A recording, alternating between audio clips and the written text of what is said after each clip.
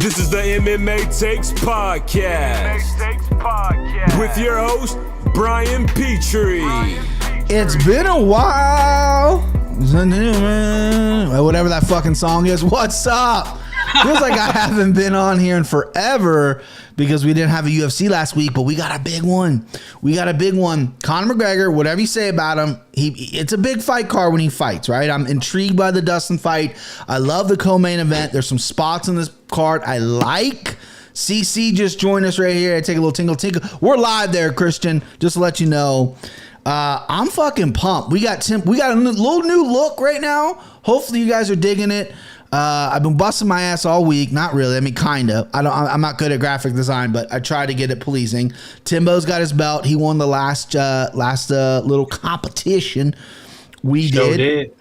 And I'm pumped. I'm pumped for this card. First things first, though. Okay, it's Conor McGregor fight week. I love Conor McGregor. I'm on a little bit of a skid, right, with losing. I'm trying to switch some things up. I got tatted. I'm permanently. Let me see here. How do you do that? There you go. I'm permanently. Oh, sick! It looks dope. I'm getting this colored in on Saturday. I'm getting the tiger colored in, and then September 3rd. This we're sleeving this all out. But I need to win, right? I got Crocs on right now. I've never worn Crocs. I'm trying something new, and this guy, this little son of a bitch, this adorable human being. I had to go platinum for him, baby. I had to go platinum for him again. Shady. I had to go platinum for him. Look at this. Wifey did it today, man. Just whoo. Wow. I went platinum for that little blonde boy. That little fucking blonde boy, man. Going platinum. So I'm ready. The jujus are here. The vibes are here, babe. You're all in, brother. I'm all in. I'm switching this motherfucker around right now. I'm trying. We need a dub. I mean, obviously, we'll break down the fight. I've been breaking on this fight for like 2 weeks in my head. Obviously, spoiler alert to anybody that doesn't want to stick around to the end. I'm going to pick Conor, okay? And I'll explain why, okay? But I didn't dye my hair not to pick the little blonde bastard, but we're all in, babe. We're all in. I'm excited. We're all here. It's been a while. Oh, my God. What just happened? Do you boys still hear me? Yeah. Yep. Jesus. Literally, my stomach just dropped. My whole system. My whole fucking system just went black and came back on. All right. That gave me a bit of a heart attack. But how you boys doing? Enough of me talking. Timbo, champ, how you feeling about the card? I think there's a lot of money to be made, man. I think a lot of dogs out there, including the main event. That Conor's a dog, so we'll see how that plays out between us three. But yeah, a lot of money to be made. Conor's a dog. That's a great point. I like the points you're making. He is a dog. Christian, former champion, Madman, winner of. Did you win it officially? The Lock of the Night thing. Oh yeah, he won that. This guy's a I've set the record, too, for most units. Look at that. Humble brag. How do you feel about this card, Bubba? I think it's super fan-friendly. I really I enjoy it. It's the main event. It's like my, I think, third favorite fight, which I think says a lot. What's your first favorite fight, then? Hall to Poirer. Okay, that's up there for me. That's a good fight. Ready to hear about that one. That's a good fight. That's up there for me too, boys. Yeah. So let me get my shit set up here, right? Okay. So that's enough chit chat, and let's get to the motherfucking picks, boys. Okay. First fight. Now listen, I'm not saying anything that no one's watching or listening doesn't know. The first 4 fights are terrible. They are trash. When I made these graphics, I literally almost put trash next to them, but I didn't. So first we got fucking Alan Modesky versus Zong Hu. Modesky is a -148 favorite. Hu is a +117 underdog. I got these lines yesterday. It looks like it's kind of holding up. I got DraftKings open right now. Hu is a +120 right now. So give or take, you can probably get them at different books. Let's go with the champ. Champ, do you want to go first? You want to pass the buck? What do you want to do, bub? I'll take it. I'm not saying anything outrageous here when I follow up on what you said as far as these fights suck. But neither of these guys have won in the UFC. And correct me if I'm wrong, but Modesky. So this fight's at, is it light heavy? This fight is at 185 pounds according to Tapology. Middleweight. Yeah. Okay, but did he used to fight at light heavy? Yes. No, he fought a heavyweight. So he's fought a heavyweight. He's bounced around. Modesky has bounced around. Yeah. So is who? The Chinese gentleman has bounced around as well. Yeah. So I mean, Modesky, he's got some wins in Bellator, I'm seeing. So yeah, I don't know much about either of these guys. I know that Modesky is definitely a wrestler, and I'll probably bet him just to win by decision, just to get some plus money on that. But for the pick'ems, I'll take Modesky. Modesky, short and sweet. Christian, you got anything on this fucking barn burner to kick off the night? You know, I love the first fight of the night. One of my favorites to bet. One of my favorites to look into. I mean, this is insane. Like that, either of these guys in the UFC, but it's we're depending on where you are in COVID, coming out of COVID. Win or go home fight for sure. They gotta have a plan for who. Like it's like all these he's Chinese. That's it. He's in the UFC because he's Chinese. Well, they want somebody with Chinese to win. So yeah, they got a million fucking billions upon people. They need winners over there, and literally, I can't tell you the last time a Chinese fighter's won. I can't either. Like the Mongolians are doing great. Those guys. I don't know anything about Mongolia, but they just sound tough. Like I'm from Mongolia. Oh, you can fuck something up then. Oh yeah, I see Mongolia. That's like my Russian and like my undefeated Russian thing. Undefeated Mongolians right there. Yeah.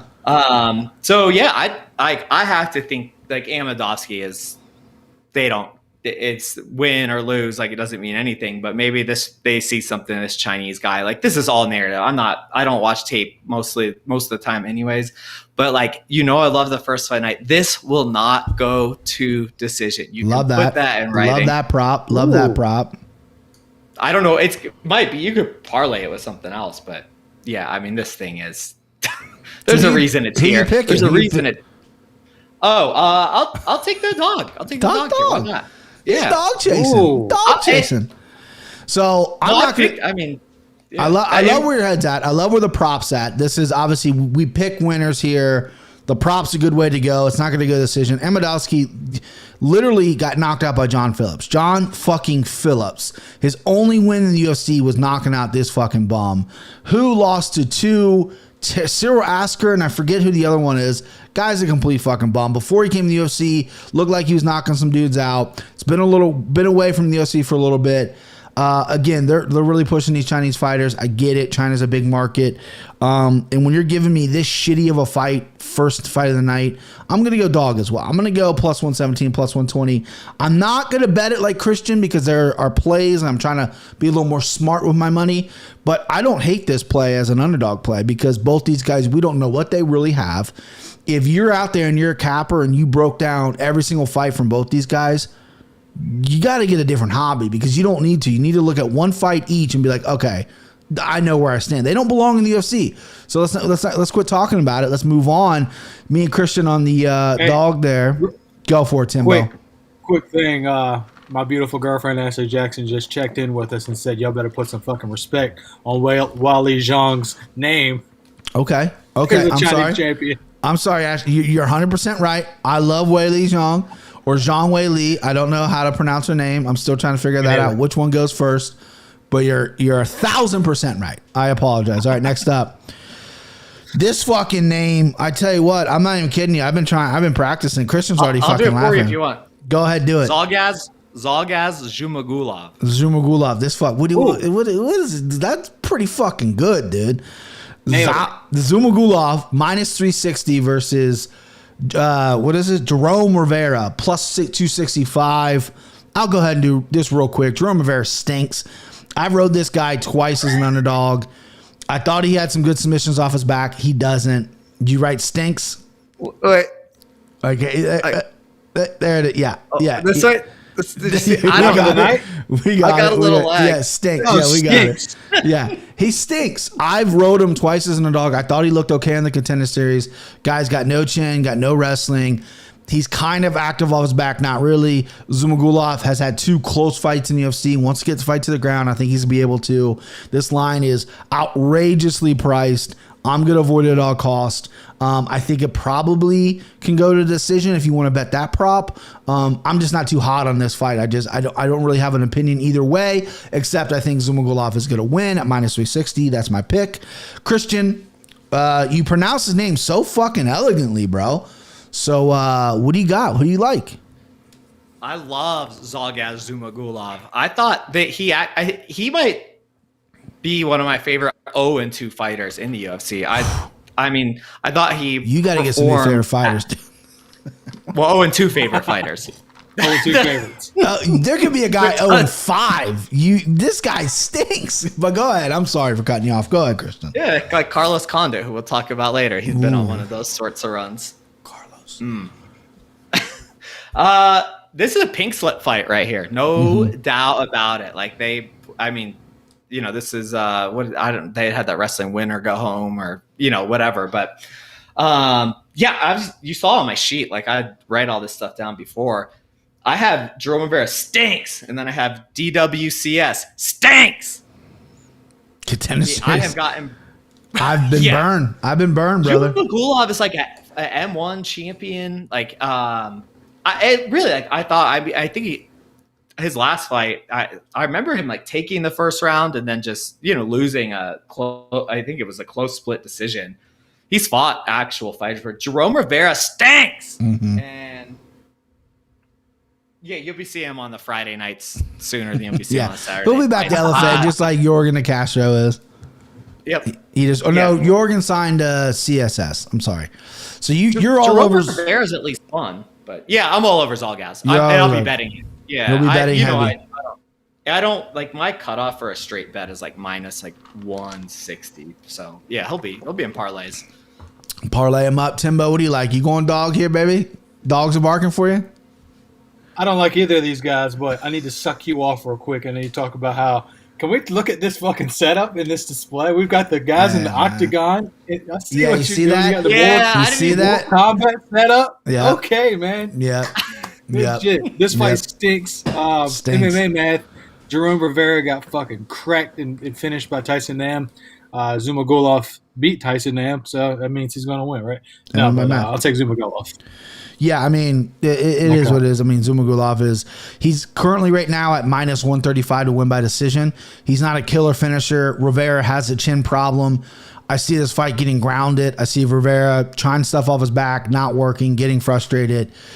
And that's what it's going to be. So -135 as Zumagulov as a decision is something that is quite juicy, boys. All right, next fight. Wait, from a gambling perspective, and I know my style of gambling is so different than like Yana. You're a wild man. You're the wild man of the group. But it's like just parlay him with O'Malley or somebody that you're like, okay, he's gonna win, and then it'll probably get you down to 190, 200. I don't hate that approach. The problem with that is if it loses, it hurts that much more because you're taking such chalk and you're putting them together and you're going to put a lot of money on them and you're like, oh, because O'Malley's 800, this guy's 360. You're like, oh, I got to bet, whatever. I'll build it. I'll build it right now. Build it right now. Tell me what you can win on $100 bet.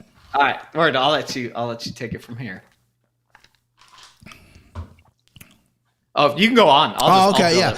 Brad Tavares. I'll probably do. Tell me. That's okay. No, go ahead. What are you I was going going to say I'm going to do Zumagulov by decision and then O'Malley. O'Malley by KO is like -250, I believe. So you can probably get some plus money out of that. There's a book that has O'Malley first round KO in the pluses, which is very interesting. Oh, no shit. I'm not sure what book it is. I don't think it's DraftKings, but I saw it on Twitter. I got some notes on that fight for later. So. Oh, okay. We'll get to it. We're getting through the shit right now, okay? We're waving through the shit until we get to this fight's not terrible, but Brad Tavares minus 167 versus did I skip a fight? I did not. Okay. Versus Amari Akhmedov. There it is. I nailed it. Hey, relax. I got it. Plus 135. Timbo champ status. What we got here, baby? You got the old vet Tavares, who doesn't fight all that often, against Akhmedov, who people wrote him off. People said, "Oh, this guy stinks. He's dead," because Weidman beat him, and then he's came out and he's looked decent in a couple of his outings. So what we got here, bud? I love Brad Tavares right here. Obviously, I think he's minus money for a reason. But like, dude, if you look at Brad Tavares, and everybody remembers the fight with Izzy when he contended with Izzy pretty well throughout the fight, but the people he's lost to, bro, he's lost to the cream of the crop. He's Ibn Shabazian, maybe not cream of the crop, but he is a world-class striker. And that's the thing. If you look at who he's lost to, Israel Adesanya, Edmund Shabazian, Robert Whitaker, Yoel Romero, like, bro, those are world-class fighters. Akhmedov clearly is not, and Akhmedov couldn't box his way out of a fucking paper bag. So, he's not worried about that. So right. I think Tavares takes it pretty handily. Akhmedov, I think, is done. I know he lost to Weidman. Then he got a win. Who was his win after Weidman? Tom Breeze, a.k.a. Sean Strickland. I picked Breeze in that fight thinking it was Sean Strickland. That's right. That's right. Yeah, so and he's got to be close. He's got to be pushing 40, I would say. I mean, he looks 100, and I want to say he's younger than me. Oh, he's 33. Holy shit. Yeah, that's right. That's what I'm saying. He looks super old, but he's younger than me, which is, I mean, it hurts a little bit. It dings me inside, but what are we going to do? We're going to power through. So you like Tavares, right? Yeah, I like Tavares. That's a good play. I'm all over Tavares as well. Brad Tavares has shown really good takedown defense. Amari Akhmedov is a good takedown artist. That's what he's going to do. He's going to get tired a little bit. He's going to take you down. He's going to throw wild hands and want to get you down. Brad Tavares has shown over the years that he is really hard to take down. He's been in the UFC forever. One thing that worries me is he doesn't fight all that often, right? He's like 3 fights in like 4 years or something crazy. I don't know the exact stat, but he's not the most active guy. But like Tim said, he's fought everyone, and he's looked good against a lot of people. He took Izzy 5 rounds, and the Shabazian fight, he got caught with a head kick. That was when Shabazian was the wonder kid. But I mean, the guy's fought everyone. He's looked good. Akhmedov is on a little bit of a more confidence boost right now. Before the Weidman fight, he was on a nice little heater as well. He's got that Russian style, which a lot of people can't figure out, and he could hug on Tavares and just really like make it ugly and just pin him against the cage, and some judges can see that. I love this going to the decision. I like that prop as well. I'm picking Tavares. Brad Tavares by decision right now is plus 130. I like that as well. Brad Tavares has good hands, has no submissions, but has good hands. Could knock Akhmedov out maybe late in the fight when he gets tired, but I don't really see that happening. I see Brad probably stuffing the takedowns, picking them apart, and winning a decision. That's my play there. CC, tell me you're going dog here, babe. By unanimous decision, Brad. All day. This is like, there's only one way that Akhmedov wins, and he's going to take him down. And dude's got 80% takedown defense. And, he's fought strikers, he's fought wrestlers, he's fought everybody. I just, I do see a decision. I see it happening. Like, I don't have much else to add to what you guys said, but definitely, like, I don't think Akhmedov can get him down. If he does, might have something to worry about, but I'm not even sure then. No, right. If he gets him down, he has zero power. Yeah, if he gets him down, Tavares is really good working to his back. I mean, Tavares isn't like a Tom Breeze who's going to give up and just give an arm triangle like his last time out. I think if it might actually be good. I mean, this is going to sound fucking crazy, but if Tavares gets taken down in the first round, which is, could likely happen if Madoff is strong, he's a good grappler. And then the way he keeps working his way back up, that Akhmedov's going to be just fucking drained. This guy gets tired quick. Tavares, I've never really been worried about his cardio. He's been around forever. I love the decision prop here. I love Tavares. I think he's a little low too. I thought he'd be a little higher, but we would lose Christian. Now we got him back. Okay. Here we go. Next fight. Let's see here. Next fight. I need to get a switcher. There it is. All right. Jennifer Maya. Minus 200 versus Jessica I. plus 162. Before I break this down, I'm going to let Timbo go first, but I hate Jessica Eye so much. That's all I'm going to say. Timbo, floor is yours, babe. Yeah, I hate Jessica. I hate her existence and everything about her. Hopefully this is her last fight. I believe she's on like a 5. Is it 4 or 5 that she's lost in a row? Has she lost that many in a row? I'm pretty. It's up there, man. I know she got slept by Valentina after wearing the bulletproof vest, which is my favorite thing in the entire world. Yeah, she's lost 4. Hold on, excuse me. No, so she's lost Cynthia Calvillo and Joanne Calderwood. She's lost the other 2 that are on Tapology or grappling bouts. Oh, okay. So she hasn't won. After Valentina, she won against Vivian Arjul, lost to Calvillo, and then lost to Joanne Calderwood. Yeah. Okay. Well, even more so then, if you're losing to Lima Leigh McFarland and Amanda Lowen in grappling bouts, you're definitely going to lose to Jennifer Maia in a grappling bout. Lima Leigh McFarland is the Bellator champs. Hawaii. Oh, is she? Yeah.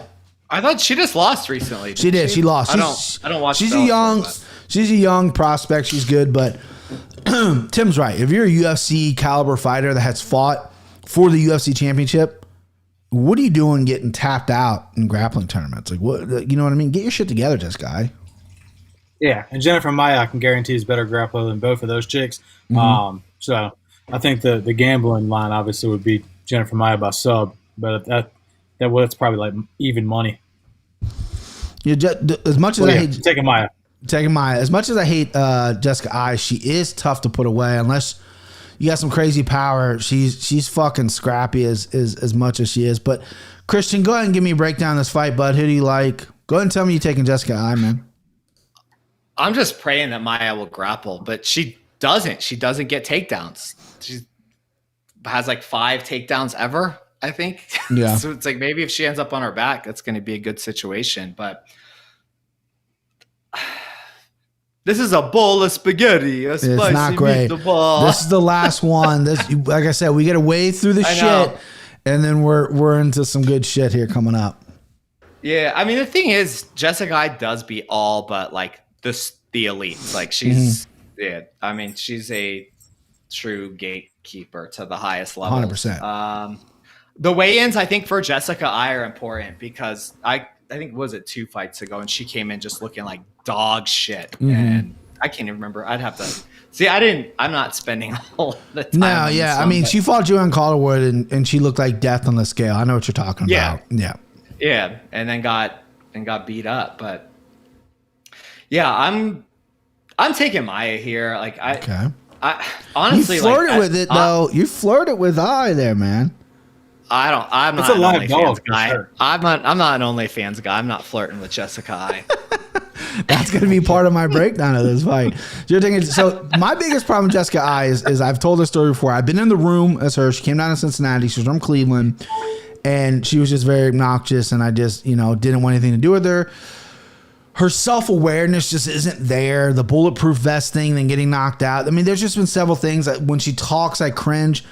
And listen, if you're a female and you want to go and you want to sell your OnlyFans, and you want to make that money, absolutely, go do you. I don't give a fuck what you're putting out there. Problem with Jessica Eye is she's ripping people off. She's charging a lot of money for like butt pics, just like straight like in underwear, like hundreds of dollars, and it's like whoa, you know what I mean? Like, hey, like, make it reasonable for the working man. You know what I mean? Because you got a working man's face and you're charging these premium prices. So that's my biggest issue. Obviously, I'm on Maia here. Maia impressed me early on against Valentina. She's strong. She's durable. She has good grappling. She's a little wild on the feet. She got Valentina down, which is no easy feat. But, I think if she pulls together a complete 3-round fight, she can take this one by decision easily. Obviously, most women's fights go by decision. Jennifer Maia by decision is plus 100 right now. That's not a bad number considering she's a 2-1 favorite. Problem is you're in Vegas. You got some weird judging. Could happen. I mean, it's not Texas. It's not Florida. Jessica Eye, though, every time she fights, she raises her hand like she's won, or she's done something like she's won. She's usually in pretty fucking close fights. So I'm a little worried about it on the betting aspect. I usually don't like betting female fights. And I haven't really said I'm going to bet any of these first 4 fights. I really, truly don't love them. I do already have some bets in because I went to Indiana last weekend, so I got some pre-bets in, but this was not one of them. Plus 100 by decision for Maya. I like her by submission is plus 400, or excuse me, her by submission is plus 500. I mean, sure, but I just don't see that happening. All right, let's get to some real fights, boy. Let's get to some real. Let's get to the meat and potatoes. Meat and potatoes. This is Christian's favorite fight here, bub. Ryan Hall plus 180 versus Alila Topuria minus 230. Christian, your favorite fight. You go first, bud. What do you like here? We skipped the Trevin Giles, Drasius Duplessis fight. So my card is mixed up. Okay. That's the next fight. Okay. Yeah. Okay. I noticed that. Well, I noticed that today. They rearranged the battle order. I printed this off a couple of days ago. So when I put it in my system, whatever, we'll get to that next fight. Yeah. They switched it up so these are like 2 of my favorite fighters, like on the entire roster. I don't care that they're not ranked. Like, huh? Yeah. Y'all can hear me? Yeah, we can hear you. Yeah. Oh, dude, my bad. I had this off and on thing on my mic earlier. I coughed into the mic earlier. I apologize to our listeners. I apologize for interrupting you. I've been drinking in the mic. It doesn't matter, but we're going. We're rolling. We're steaming through. Go ahead, CC. What do you got, bud? Yeah, I mean, I can watch Ryan Hall, just like Google like Ryan Hall highlights, and I can watch his like 3-minute video on YouTube just like on repeat. Like you know, like Jamie Lannister said, there is no other Ryan Hall. There's only Ryan Hall. Like he's impossible to plan for. I mean, he's got weird strikes, like, you know, these crazy kicks. Like, you know, he can punch a little bit, like stood with Darren Elkins, like, and if he doesn't want to stand, if he doesn't want to stand, they'll just go to his back. Thing is, Ilia Topuria is also a phenomenal grappler. And it's hard to say who's better. Like in my heart, I want Ryan Hall to win this because I feel like his body most resembles mine of anybody in the UFC. Nice. Good breakdown. Good capping. That makes sense. Yeah. But I think this will be the, you know, if not the best, one of the best grapplers Ryan Hall's ever faced. I mean, you can't beat when he fought BJ Penn. Who knows? Like, it's hard to count BJ Penn's late career. Yeah. Don't bring it up. I love this fight. Oh man, give it to me. Who's winning, Beb? Topuria's gonna win the fight. I don't want him to. I like I said, I'm such huge fans of both of them. I wish they weren't fighting each other, but I love the matchup. I mean, this is whoever wins this fight is like they skyrocket. They're right there. These dudes would whoop the 10 dudes in front of them, either of them. Yeah. Problem with this fight, when I first heard it was announced, is I hated it because I'm like, well, now you got these 2 really interesting guys, and one's gonna have to lose, and that's a setback. Like, no one wants to really fight Ryan Hall. He's actually a little injury prone. Was supposed to fight a couple times and kind of fell out, and this fight came together. He's a super smart, thoughtful guy. He's got different views on things. His striking has improved. His distance is really good. He's spinning fucking wheel kicked or back kicked, whatever you want to call it. Darren Elkins and dropped him. Like, anytime you get close, he's gonna clip you at his range. If you get too close, he's gonna jump for your legs with that fucking Imari roll. He's a legit dude, and he's a legit guy at plus 180 as well. This is a great dog money. I mean, Ryan Hall can catch you really quick.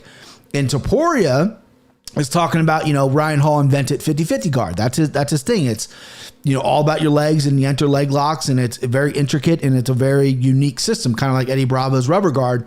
Topuria's like, I'll enter 50-50 with them. Like, this motherfucker's like, I'm a black belt. I don't care. I'll go 50-50 with them, which I kind of don't like, because when fighters are very confident, which every fighter should be, that scares me a little bit when he's like, oh, I can, maybe it's just bravado. It's before the fight. Fuck it. Why not?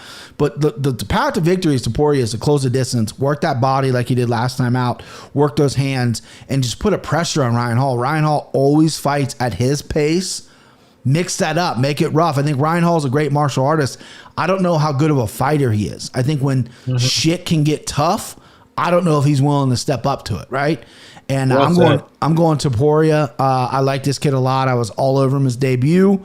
I saw some stuff outside the UFC before he debuted, and I think this kid's legit. His little brother, I think, or older brother, one of his brothers is fighting on Contender Series. He looks pretty good as well. Poirer minus 230 doesn't scare me. The pre-bet I made last weekend was a little teaser parlay. He's in the parlay, so I already have money on Poirer, and I'm rocking with him. Timbo, what do you got here, bud? If there's one thing about Ryan Hall, man, it's like he's like the most non-exciting, exciting fighter that there is.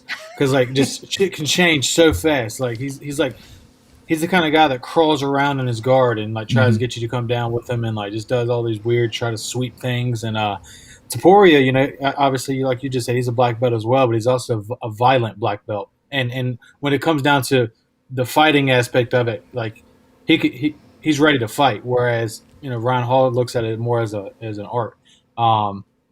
It sucks that he's minus 230. It's crazy. What like Ryan Hall's on what 4 or 5 fight? Yeah, 4. Never lost in the UFC. He hasn't lost in the UFC. Never lost in the UFC. Won the Ultimate Fighter. Beat Artem Lobov. Lost on the Ultimate Fighter to a guy named Saul Rogers by majority decision. Saul's a big English wrestler. He ended up testing positive or something, so he didn't make the finale, and they called Ryan Hall up. Yeah, and he's undefeated in the UFC. I mean, how is the dude that beat the GOAT plus 180? That's my question. That's a good question. Artem Lobov, the GOAT. I mean, I don't know. He backpacked him the whole time. He didn't do much, right? He did what he did what he had to do. I really like Ryan Hall, but some of the things he says makes me feel like he's not like a true like hungry fighter. You know what I mean? Like he's super successful with all his gyms, like with his jiu-jitsu. He sells online courses. Like he does it because he loves it. But like when you're in there getting your fucking liver hit and you're getting your head worked over by Poirer, who's putting a pressure on you, this young man wants it. Where's Ryan Hall's head going to be at? That's what scares me a little bit. But besides that, the talent's there. So sorry for cutting you out there, Tim. Did you pick yet? No, but I'm taking Poirer. Poirer. Well. I mean, that's a smart. And if I lose, man, it's just this motherfucker's got something that I don't know how to crack. He's got a code I don't know how to crack. But we did plus 180. I mean, the value's there, but I'll take Poirer, especially for the pick 'em. A while ago, we did a podcast with a former member of the podcast, Devin, and we picked fighters who we think are going to be something 145. Ryan Hall is a fighter I picked. You know, Poirer wasn't in the UFC yet. Didn't really know who he was. And I just think Ryan Hall is an avoided guy because he's so awkward. If you watch the Gray Maynard fight, which was many years ago, every time Gray Maynard went in to punch him, Ryan Hall's flopped to his back. And Gray like stood away. He's like, I'm not fucking doing that. And then when they stood up, Ryan Hall would kick out of distance, did just enough, and the Gray Maynard would try to close the distance. He flopped to his fucking back. He's improved since then, right? The Darren Elkins fight was his most complete fight, but it's going to be interesting. This fight is really, I have it written down tricky here. It kind of scares me a little bit, but I mean, Ryan Hall by submissions plus 500, I think that's absurd. I mean, Ryan Hall would win by submissions 5-1. I mean, that's the only way he's going to win. Yeah, he could squeeze out a decision. I don't see that happening. I see Poirer just being too much on the gas, but 5-1 for Ryan Hall to win by submission is. I'll be betting that. Yeah, that's where you're going at in this fight. I already have Poirer in a parlay, but if you want to dance with the devil a little bit and you're staring at a 5-1. That's a crazy 5-1. This is on DraftKings, by the way. That's a crazy number to me. That's a crazy fucking number. Let's go. Wait, one more thing on that fight. Yeah. So I listen to all the guys that do the sort of thing we do. Sure. And I haven't heard a single person take Ryan Hall. So it's like they're out here like they have people that just blindly tailor. That scares me. And that scares me. And I'm like, because this line should be a lot wider. So it's like, I literally like haven't heard somebody have a Ryan Hall opinion yet. And it's like, I've seen this so many times where it's like, cause like it's a group think sort of. It's just like NFL Sundays. Whenever those experts you see the graphic, everyone picks the one team and the other team ends up winning almost every fucking time. That scares me as well. I've used that as a gambling strategy. It's like, okay, we're all on this side. So we're all fucking wrong, obviously. And usually it doesn't work out that way. Usually people that are capping fights know what the fuck they're talking about. But Ryan Hall is a live dog. Don't get me wrong. I love Poirer. I think everyone in the MMA community is falling for this guy.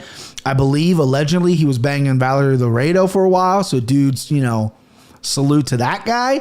Apparently he's he's a rich dude. He's I think he's from Spain or something. People fall in love and he's skillful, right? He's super talented and everyone notices that. But yeah, Ryan Hall again. Don't get me wrong, live dog. It is a trap spot. I wouldn't parlay this one. I already did. So thank you, Christian. Thank you for my vote of confidence. I can't change it now. But I'm doing more bets on Saturday where I'm going to go back down to Poirer. With my bankroll, I was taking a lot of hits over the past couple weeks. I don't know if I'm willing to put so much on him being so high at 230. I do like him, but I'd rather put him in a parlay for like $50 instead of putting $230 on him to win 100 and then get that, because that's what I would do. I would put 2 units on him. I would get that value on him. And Ryan Hall's a tricky bitch. Ryan Hall, listen, guys with that rock chest hair like that don't lose that often in MMA. Listen, Kristen, you fucking look dynamite. If Tim took his off right now, Tim might even there. Look at that. This is the guy. The right breastplate. I got nothing. I got shit, dude. You ain't getting me. I got fucking nothing. Hey. I got nothing. Did that say no regrets? It says no regrets. I was telling the tattoo artist when I got my tattoo done. So I got that bootlegged. So I was working with a buddy who had tattoos all up and down his arms. I love tattoos. I go, well, where do you get your tattoos at, man? He goes, oh, my buddy's an apprentice at this tattoo shop. If you buy the needles, we'll go to his apartment. he'll hook you up. Just buy the needles. Oh, go sweet. Buy the needles like $30 or whatever. Go to this guy's apartment in the worst part of town in Cincinnati. Nice dude, right? Nice guy. Go up there. I said, you know script writing? Yeah. Well, first off, he can only do script. He couldn't do anything else. So I go, okay, yeah, I just want no regrets on my chest. So he did it, right? And I don't regret any tattoos. I think all tattoos are stories. But the application of it, like this healed so bad. I had basically sun poisoning on my chest for months. Like it was like boiling up. And I was telling my tattoo artist, he's like, yeah, dude, he looks down like he was using like a doll needle or one needle. And it was just a mess. So my only tattoo that I regret, and I only regret the application of it, is the one that says no regrets on it. So go fucking figure. All right, Trevin Giles, -112 versus Dricus Du Plessis, -112. This line's changed a little bit. It is still a pick 'em fight. They're both in the minus. Du Plessis is a -115. Giles is a -105. I'll lead the dance here. I can't stay away from South Africans. You guys know me. I love my South African boys. Don Madge was supposed to fight. He got pulled off because that Chimaev boy pulled out again. COVID pussy, that guy just fucking, can't fight with it. Giles is a guy who came to the UFC hot. Like he came in undefeated, LFA, fucking everyone up. And then, he comes in, drops 2 winning fights, drops 2 by submission, has a panic attack before he fights Kevin Holland, has some kind of like heart issue. And now he's back in it. I thought he lost the James Krause fight. His last fight was very close. Du Plessis has only had 1 fight in the UFC. He looked obviously good. He's looked good outside the UFC as well. South African MMA isn't the cream of the crop, right? It's not Alaska, but it's not fucking, it's not South Florida, right? They're coming up and they have some talented fighters. Du Plessis looked good in his debut, has power, has cardio. That's the biggest takeaway for me is the cardio. Giles, even though he's kind of switched some things up, he had a little bit of heart thing. He's working some stuff out. Full-time police officer, so his priorities are mixed a little bit, so that makes sense that he can't fully commit right now. But I like Du Plessis here. I think Du Plessis is going to be a little too much. I think Giles is going to start hot. I think he's going to come out. I think he's going to mix things up well. I think Du Plessis is going to have a little bit issue with Giles' size and be able to take him down. But as the fight goes on, I think Du Plessis is going to be chipping away, chipping a chair. I like Du Plessis here. Confident in it. And this is another part of my parlay, by the way. Ooh. Yeah. Right? I had to get a little, I didn't go any underdogs, so I had to get a little juice in there, and this was even money, so I'm like, give me a little juice on the even money side. Christian, what we got here, bub? Am I pronouncing his name right, by the way, or did I think it's butcher? Giles. Is Shout it out Giles? to Marcus Giles and Brian Giles from the Braves and the Padres, respectively. Right. And I think it's Trevin Giles and Trevin Giles. And Dricus Du Plessis. Plessis, and then it's like French, but he's South African. And the reason I'm calling him Giles is because I had a 3rd grade teacher that looked like Giles, and he's like, no, it's Giles. So fuck that guy forever. Christian, who you liking this fight, bub? I like Du Plessis more. God, I was just listening to your breakdown. Got all wrapped up in it. He's so finish or bust, and I'm like looking at Plessis by decision plus 450 is like across the board. Yeah. So, but then the under 2.5 is pick 'em. Right. And I'm like, So what do the books know? What do the books know that I don't know? You know what I mean? That's what I think. Well, they say that Giles is going to win, but you could get him at minus 105, or that Du Plessis is going to snatch an arm early.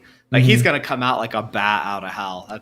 It's what he does. Giles has never just been dominated. Like every fight he's lost, like he's winning until he gets fucking caught. I thought he lost to Dolitze. I'm not sure if that's because of my bet. Close. So, it was close. I had Dolitze as well. I wouldn't say robbery, but I was upset the night of. I'll tell you that. Yeah, not a robbery, but yeah, lost. Yeah. But I try not to think too much when when I have green colored glasses on, because it's not the best way to watch a fight. It's the only way. It's like going to the grocery store hungry. Well, it's like, why did I buy that? Yeah, fuck. So yeah, I mean, this is like all narrative based on this fight. I don't know why I looked into it so much like that. It's a good fight. Giles had that. Well, he had that fainting spell 6 months ago. Like Kevin Holland. This crowd is going to be massive. I mean, it's going to be probably not this early, but still. They show up for Conor, dude. They show up. I mean, Justin Bieber's not going to be there. They just announced Donald Trump's not going to be there. But they fucking this early. I mean, but they show up for Conor. There's some fucking fans in there that are crazy. And this is a good fight. This is a fight I'm actually looking forward to a lot. Du Plessis has a lot of talent. I think I really studied him before he made his debut.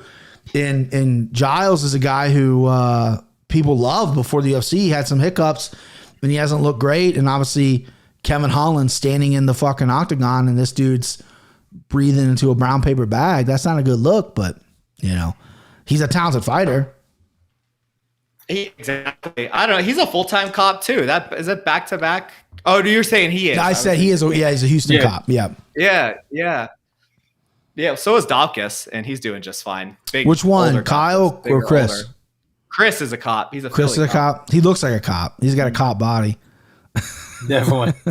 I'd be a great fucking cop with that cop body. I'd be a fucking great cop. Horrible.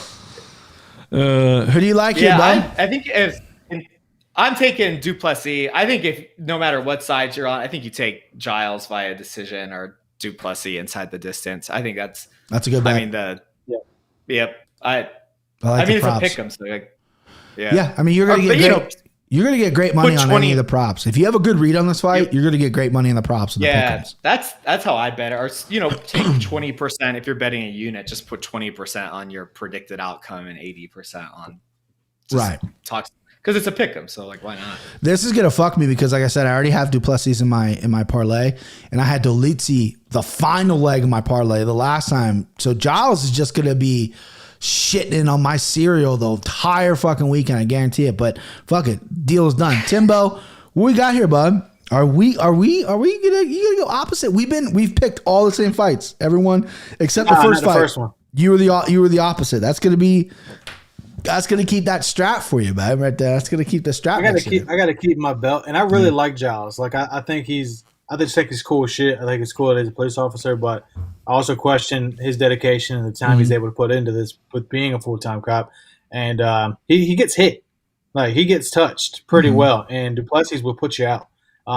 So I think I'm gonna go with Du Plessis here. Du Plessis, smart man. We're all just smart guys tonight, We've never been this aligned before. Never. No, we haven't. Well, I think we're gonna get unaligned for the main event, and I'm pretty sure we're gonna get unaligned for the co-main event because I know who Timbo's picked, or excuse me, the second before the co-main. Greg Hardy fight. I know who Timbo's. I have a feeling we'll get unaligned on this. Yeah, we're gonna. Hey, viewers. We're going to mix it up, okay? Don't worry about that.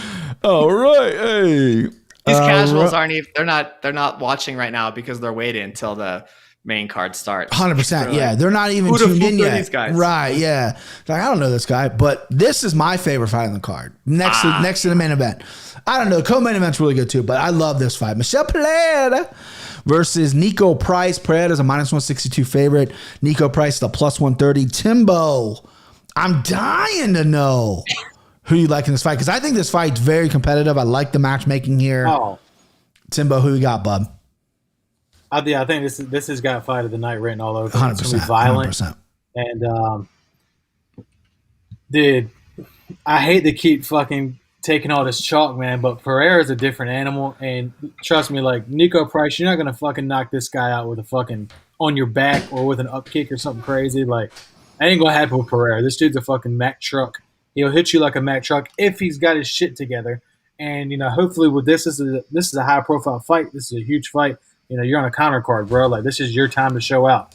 And this motherfucker loves to show out. Yeah. So as long as he doesn't beat himself by doing dumb shit, I think Pereira's he's the more athletic. I think he's the more talented. Nico Price is very gritty. He's tough, but he has chin issues as we've seen in the past. And he's Price has had to take time off because of his suspension or whatever. Mm-hmm. I'd be so mad if I was him. Because he got suspended for weed, and then Nevada just came out today. Did you see what Anik texted today? Yeah. Hey, Nico Price. Well, he did. They asked him that. They asked him that at the presser, like the pre-fight presser or whatever. And he's like, "Oh, it doesn't matter. I quit." He's like, "I was spending so much money on it." Like, which when you say that about weed, it's like, what are you doing? He's got like 10 kids too, so like maybe his budget's very small. But like when he said that, I'm like, what the fuck? So you like Poirer here, huh? Yeah, man. Backflip kid. If he doesn't beat himself, then I think he could be a world champion if he wasn't a dumbass. Yeah, I agree with that. Christian, how you liking this fight, buddy? You going dog here? We gonna get a dog out of you? Well, I'll get to that. Bahia is turned into a wildly efficient fighter after that Tristan Connolly debacle, which was also one of my favorite fights I've ever seen because I had never, since the Freak Show days, had never seen some shit like that. You're suspect. It was crazy. It wasn't like favorite fight though. It was crazy. It's the break dancing, like the crying, the backflips. I remember being like, what the fuck? It's like a 50 times more athletic Johnny Walker or something. Yeah. So, I mean, I think he was the biggest favorite on that card. And little Dorcash Tristan Connolly beat him. But it didn't. For me, that's just entertainment. It's like these earlier fights. You're not going to bet him. It's like you just want chaos. Like, no pun intended or no, that he fought Chaos Williams. Yeah. And I don't remember how I scored that fight, but I thought Pereira maybe won the. I think I scored it that way, but green colored glasses. Look, he's turned into a low output fighter, but he's landing his strikes. He's not throwing a ton. I think he threw half as many strikes or even landed half as many strikes, but he just fought to win, not fought to entertain. But it's again like narrative, like you got this big crowd back, like. We all know how wild this dude is. It's must-see TV, and he's fighting, they're top 5 most entertaining fighters on the roster. It's, Nico Price has hella output. He's not very efficient with it, but he has a crazy gas tank. So it's like when I cap it, I'm like, well, fuck, it's kind of difficult. I'm leaning the Nico Price side. Do it. Ooh. I just think he can clip. I think he can clip Bahia. I think. And you know what? What does Nico Price have? 2 decisions. He's gone to the scorecards twice ever. But Bahia's been knocked out. He beat Cerrone by decision. Yeah, that's the one that I can remember off the top of my head. That was a draw that turned into a no contest. Oh, that's right. Yeah, fuck. Yeah, it was a close fight. Yeah. But I think Nico Price. I honestly think he's going to knock Bahia out. But, then do it, dude. Put your fucking money. Let's go. You want me to put my nuts on the table or just my money? We don't need no meows. We don't need no cats. We need more dogs. Give me some. Legendary. Ooh, he going down.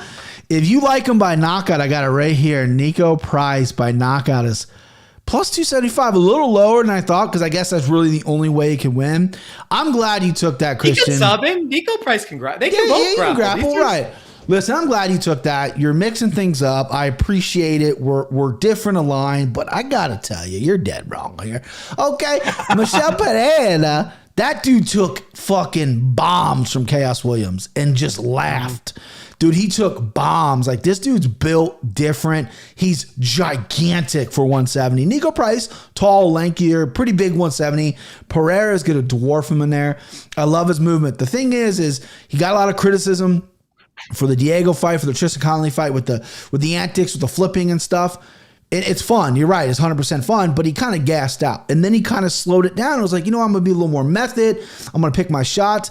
I think with a guy like Nico Price, you got to go right in the middle. You got to go fucking crazy, and you got to go conservative. I think you got, because he has power. Poirer does.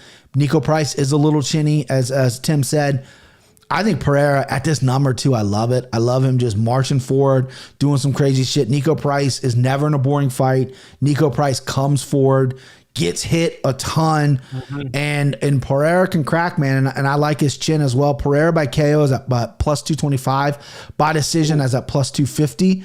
I like those a lot. I like minus 162 as well. And again, boys, he's part of my parlay as well. So very confident in Michel Pereira. That's 3 of the 4. There's one more left of that parlay. I'm pretty sure you can guess who it is. But so I like Poirer here. But I'm glad you're putting your nuts on the table and going Nico Price, even though that, you might be wrong there. But I picked these Nico all last night. Hey, Christian. One bet. Ooh. I'll give you 2-1 odds. No, you don't want to. Ooh. I'll give you. So if Price wins, I send you 40.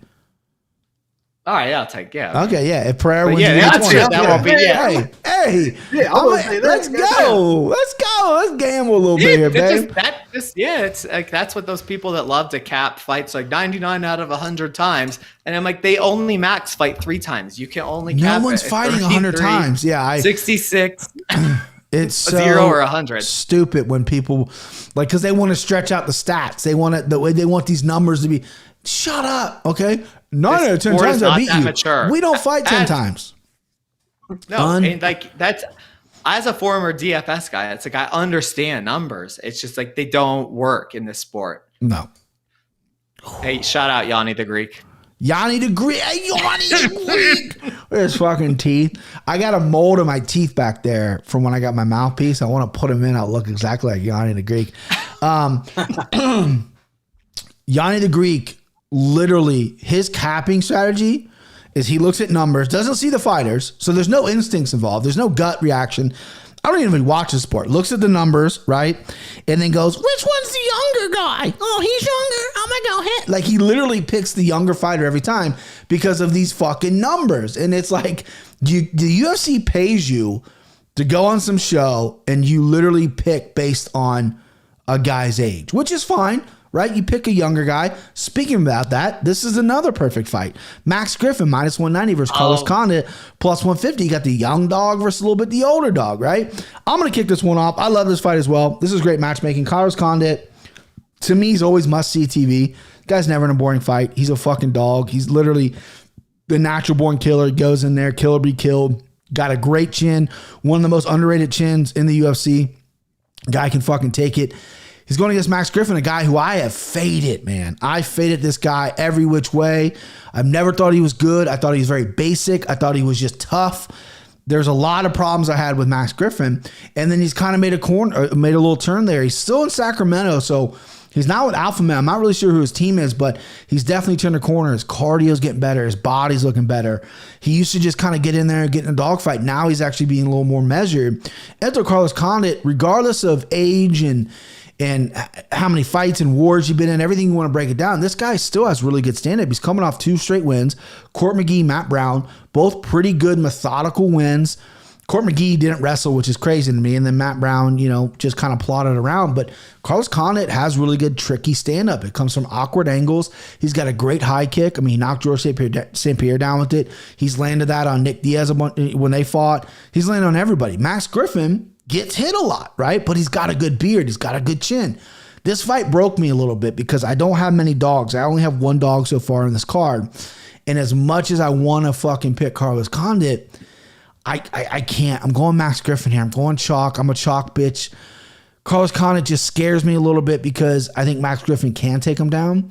And Carlos, as long as he's been around, as good as he is, has just never really figured out how to fucking stop people from taking him down, right?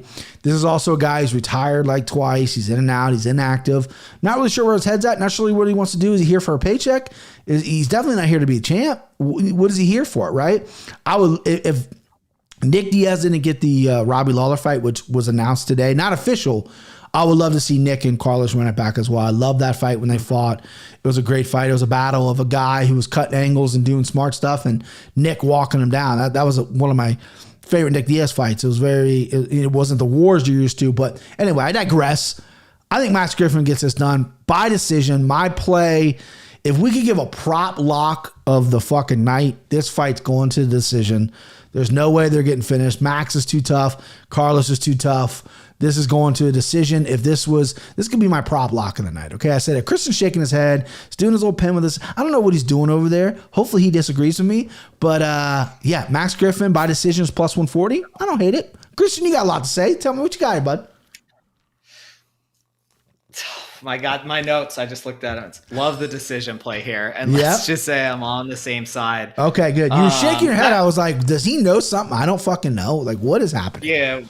We're not going to see like a fight like the Court McGee legend treatment right here. This is Max Griffin. He doesn't have a name, but he's good. The guy is good. He's a winner. Max Payne. Max Payne. Best nickname. Max Payne. Wasn't he a friend of the show or something like that? Max Griffin, when Devin was running the Instagram, him and Max Griffin would go back and forth, and Max Griffin never, I don't understand how this happens.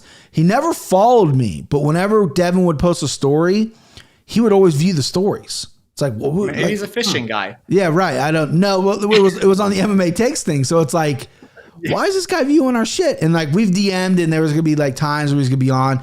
I actually put a lot of money on him actually, and I Instagrammed it. He was my mortal lock. What fight was that? And he commented like Mike Perry. No, because he won. It was a fight he lost. He beat Mike Perry.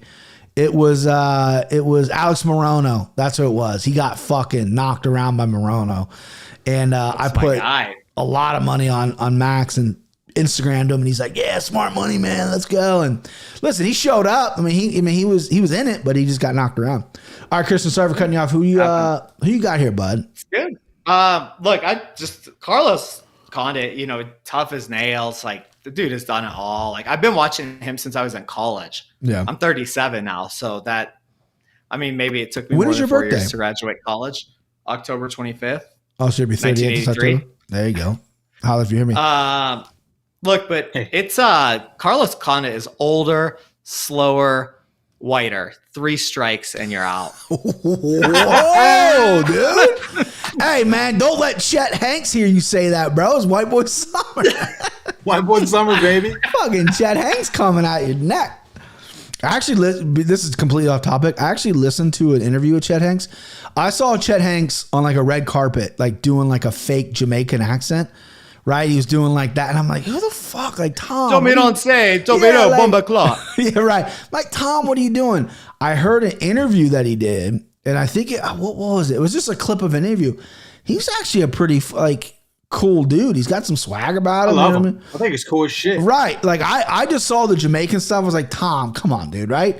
And then I listened to his thing, and he's like, he's making moves intentionally. Like you can hate on him, you can make fun of him, right? Because he Tom Hanks' son, and he's completely different than his dad, but he was a lot more thoughtful and smart about his shit than I thought he would, and he came off really good to me. Did Christian pick someone? I guess he's picking Max Payne. Did you say you like Max Payne's nickname? Okay, same side. Yeah, Max Payne. Well, Max Payne, the movie and the video game is fucking dope. I love them. I never saw the movie Mark Wahlberg, but I did play those video games. The video games were sick. Video games are badass. Yeah, the video games are because they were made by the same people that make Rockstar. Yeah, Grand Theft Auto, and like you could like fucking like go like zone in or whatever, and everything goes in slow motion. You fucking just picking people apart. Never saw the movie though. I'm a big Mark Wahlberg fan too, so I never seen it. He did it justice. Did it? I saw him. They I opened. don't think he got the budget that he wanted. So Yeah. Obviously, it wasn't like a dope, Right. that dope, but it was. I saw him and his brother. They opened a Wahlburgers downtown. I was doing a downtown route, and I drove by, and he was there, and the sign was going up, and he's doing like a press thing for whatever. This dude was arms, and I was just driving by in my truck. Dude, I mean, he must have been wearing a small t-shirt. Doesn't matter. This dude's fucking arms biceps are fucking huge, dude. Immediately caught my eye. I didn't even know who it was. I was like, look at this fucking guy with his fucking biceps here. And I was like, oh shit, that's Mark Wahlberg. Yeah. All right, so Christian, you're on Max Payne and Timbo, please. Decision. That's Decisions. I love Decision as well. Timbo, please tell me you're holding it down for the old school guys here and going Carlos Condit. I'm holding it down, baby. Oh! Yeah, dude. That's a big move. That's a big move right dog there. points. If this was a pick 'em, I'd probably lean Max Griffin. But Condit, the scenario, granted, we're 10 years later now, but he's not that much older. He's 37. Max Payne's 35. Right. Max Griffin. He's coming off of, I think, 2 wins. He had to win over Matt Brown, and then he had to win over whoever irrelevant guy he just beat. Yeah, Court McGee. Court McGee. But I think I think Condit's the smarter fighter. And if you look like Max Griffin, who the fuck has Max Griffin beat? He did beat Mike Perry, which obviously that's translated into like, who the fuck's Mike Perry now? Yeah. And Condit, if he just plays it smart, keeps the distance, and recreates a scenario that when he had Nick Diaz fucking stalking him down, he was just cutting his angles, and that's kind of what he did against Matt Brown. I think the takedown defense is going to be that's going to be the make or break for this. But if you give me plus 150 with a smart guy like Condit, then give it to me. I love it. I love that play. This is a fight I'm not gonna bet like straight up like that. I'm gonna do the decision prop. But you're exactly right. I mean, Carlos Condit, if this was a nuts on the table fight and I just didn't pull him out, this is a fight that Carlos Condit at plus 150, it's winnable. I need to get on the right side of Max Griffin. Either I bet him and I win, or I bet him, I lose, or I don't bet him and I fucking you know what I'm saying. I need to get on the right side of him. So I'm gonna go chalk here. It's a very chalky card for me. I actually really did. I mean, I dove deep. I'm trying to switch some things around, and I use a lot. Obviously, I look at tape, but I use a lot of memory as well. I have a pretty sharp memory, so I use a lot of memory as well. And this time, I'm just like, fuck it. I know you remember that fight. I know you remember everything. Dive back in and look it up. And I just think Max Griffin on paper has just enough to do it. But again, at plus 150, Carlos Condit, I like that. There's a guy on Twitter. I just started following him, and he just does straight MMA plays. He's I don't think he has a podcast or anything. He's kind of, is it at that play Beezy? That play Beezy's a really good follower. That dude's fucking sick follower right there. No, I'm pretty sure that's I all wish I he could remember does. his name. I could look it up, but I don't want to take time. He likes Condit, and he seems. I've been following him for like a month now. Him and I are pretty aligned on our picks, and he seems pretty sharp. He loves Condit in the spot. So a guy like that who I don't know all that well, but I trust. And then Timbo, you with your brain, you got that fucking strap for a reason. That's something maybe if This I'm is like, how you keep it. yeah, if I'm sitting Right there, like this. if you need that, bub, if I'm sitting there on Saturday and I got like 30 or 40 bucks and I don't know what to do with it, I don't really want to go like run a gambit on a weird parlay or whatever, I might dabble on Carlos Condit. You know what I mean? I think that's a good play right there. But I do love the decision prop. The decision prop makes my dick hard. Let's go. Sugar Show. Sean O'Malley minus 835 versus Chris Montino plus 525. Everyone knows I'm a sugar guy. I'm going to make this short and sweet. This is weak. This is a weak fight. I mean, listen, I saw the podcast where he went into the podcast studio thinking he's right fighting Ricky Simone. His manager calls him and says Simone can't make 35. Will you take it at 45? And Sean's like, well, no, we agree 35, whatever. And they sent the UFC, that is, sent Sean a list of names.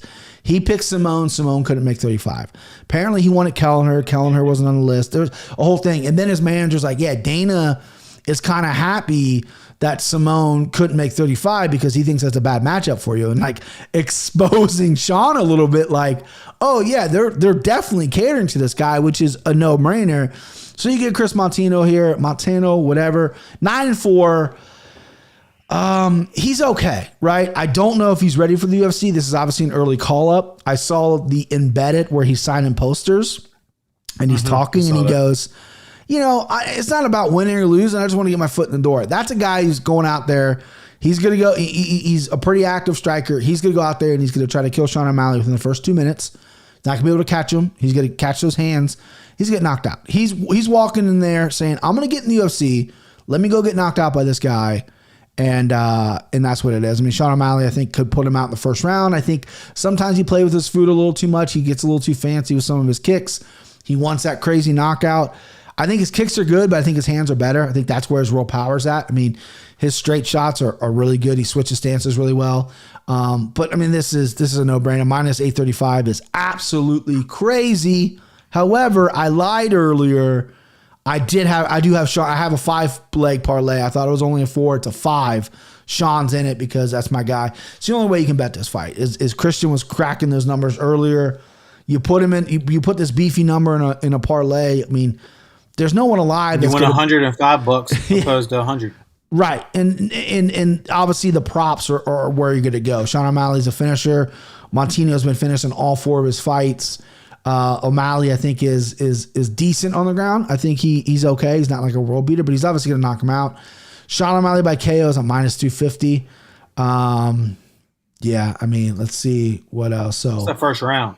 I'm trying to find that now. Fight card. You want to hear a good line? Tell me, Bob. While you're looking that up. Go ahead. So I'm not sure how many people have access to PointsBet, but I really like that book because you can parlay like in football, like a total and an under. Yeah. Or like a total and a spread. So you can get Sean O'Malley under 2.5 rounds at minus 230. And I'm like, well, that's free money. Right. If you put money down. So you could bet that, you can parlay that. Like it's. So yeah, I was like, I saw that line and I was like, what? What? So yeah, I will be taking action. So on DraftKings, the most popular pick before we hopped on here on Twitter was O'Malley by KO round 1. That is minus 120, which makes sense. But Sean O'Malley win by KO round 2 plus 400. So 4 to 1. So I mean, so it's better. It's better odds to just play. So than playing the minus 2.5, I guess. I would just split the difference and hope it happens in 2. And then Sean in round 3, because that's where he knocked out. I believe that's when he knocked out Thomas Almeida. Was round 3 is plus 1100. Now Montino isn't built like Almeida. He's not that UFC vet grit tough, but.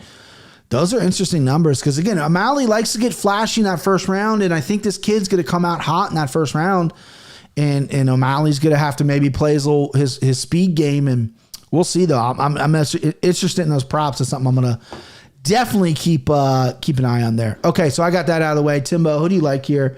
You like Sugar? I mean, O'Malley. O'Malley for sure. Yeah, I think, something, obviously, this is the most elite talent that Montino's fought. Mm-hmm. But he did fight Tony Gravely. Isn't Tony Gravely pretty good? Yeah, he's good. Yeah. I think he's really good. Yeah. Yeah. Just had a nice little vicious wrestler. Vicious wrestler. Good wrestler. He just had a fucking stud of a fight not too long ago in the UFC. I think it was in the winter. Mm-hmm. He finished the dude. Yeah, he finished, and I won money on it. Why can't I remember it? I just bragged about my fucking memory. Idiot. Yeah, Burchak. He knocked out Burchak with a sick left hook hammer fist thing. Yeah, it was. He was awesome. Amazing his last time out. Yes. So my point that Montino, he's been finished quite a lot in his career. I don't think he's got some guillotine chokes he's lost to round 1. I don't think O'Malley's going to do that by any means, but you never know. But obviously the knockout's coming, and he's never been finished in round 1. So that plus 400 is even plus 400 juicier. For round 2, yeah. Even fucking juicier. Christian, You going sugar show here, babe? Look, I already told you I'm betting that minus 230 under 2.5, but this is the rare time where the game matters. And I don't know what Tim's going to do because he's going to have first choice. And I think I know what he's going to do. I'm a smart So guy. do I know what you're? I know what I'm gonna. Yeah. Yeah, you know what I'm Okay. gonna do. You talking Yeah, about? then You I'm talking gonna about? take- You talking about our locks here? I'm talking. Yes. Okay. Because he has such control and Yeah. like, you know, So like you're- my mom and my wife and I play that game too. So you're yeah, thinking? I'm going to take. No, I have to take because I was trying to fish it out of Tim. Okay. To see because I texted it to the group and I was like, So hang on. That's what Are you taking fucking Montino for the points? Or are you taking? Nope, I Okay. can't because Okay, if I gotcha. take him, then I lose another point over Tim Gotcha. because I know what Tim's going to do. Gotcha. I was just a little confused. Sorry, I'm a little. Boop, boop, boop. Yeah, I got it. I got it. No, sorry. You know, I texted it to the group and I was like, "Oh, is this going to hurt you when?" Our text schedule's so fucked because I'm in bed early, up in the morning. Kristen, you're 2 hours behind us. You work fucking. You can't look at your phone. Timbo's up till fucking 3 in the morning. The guy doesn't sleep, and then he and works he's up at 5. Yeah, and then he works all day. It's like our text schedule, dude, is so fucked. Like I'll be like I'll get home and I'll be able to like, I can get a quick nap in, and all of a sudden I look over and it's like, oh, Tim's chatting. Maybe I haven't talked to him all day. Maybe I'll fucking come back now. Yeah, our text schedule is fucked, but I love it. All right, here we go. Irene Aldana, minus 125 versus Yana Kutsukaya, plus 116. Timbo tweeted about this fight or texted about this fight. He said, why is this on the main card? It's a good question. They always put kind of a high profile female fight on this card. I think they're obviously grooming Amanda Nunes' replacement if she's going to leave 35 or someone obviously fighting Nunes because there's not enough competition at 35. Irene Aldana's from Mexico. It's the same thing with Alexa Grasso. They really promote her.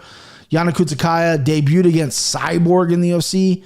Got her fucking head kicked in, banged in the first round, and has improved. I mean, she has improved, kind of becoming a grappler, American Top Team, dating Thiago Santos, all that shit. Aldana, good striker, has some holes in her game. Very interesting fight here. I'm going to go with Tim since Tim is so Jones in to break down this female fight. Timbo, what we got here? Lady time.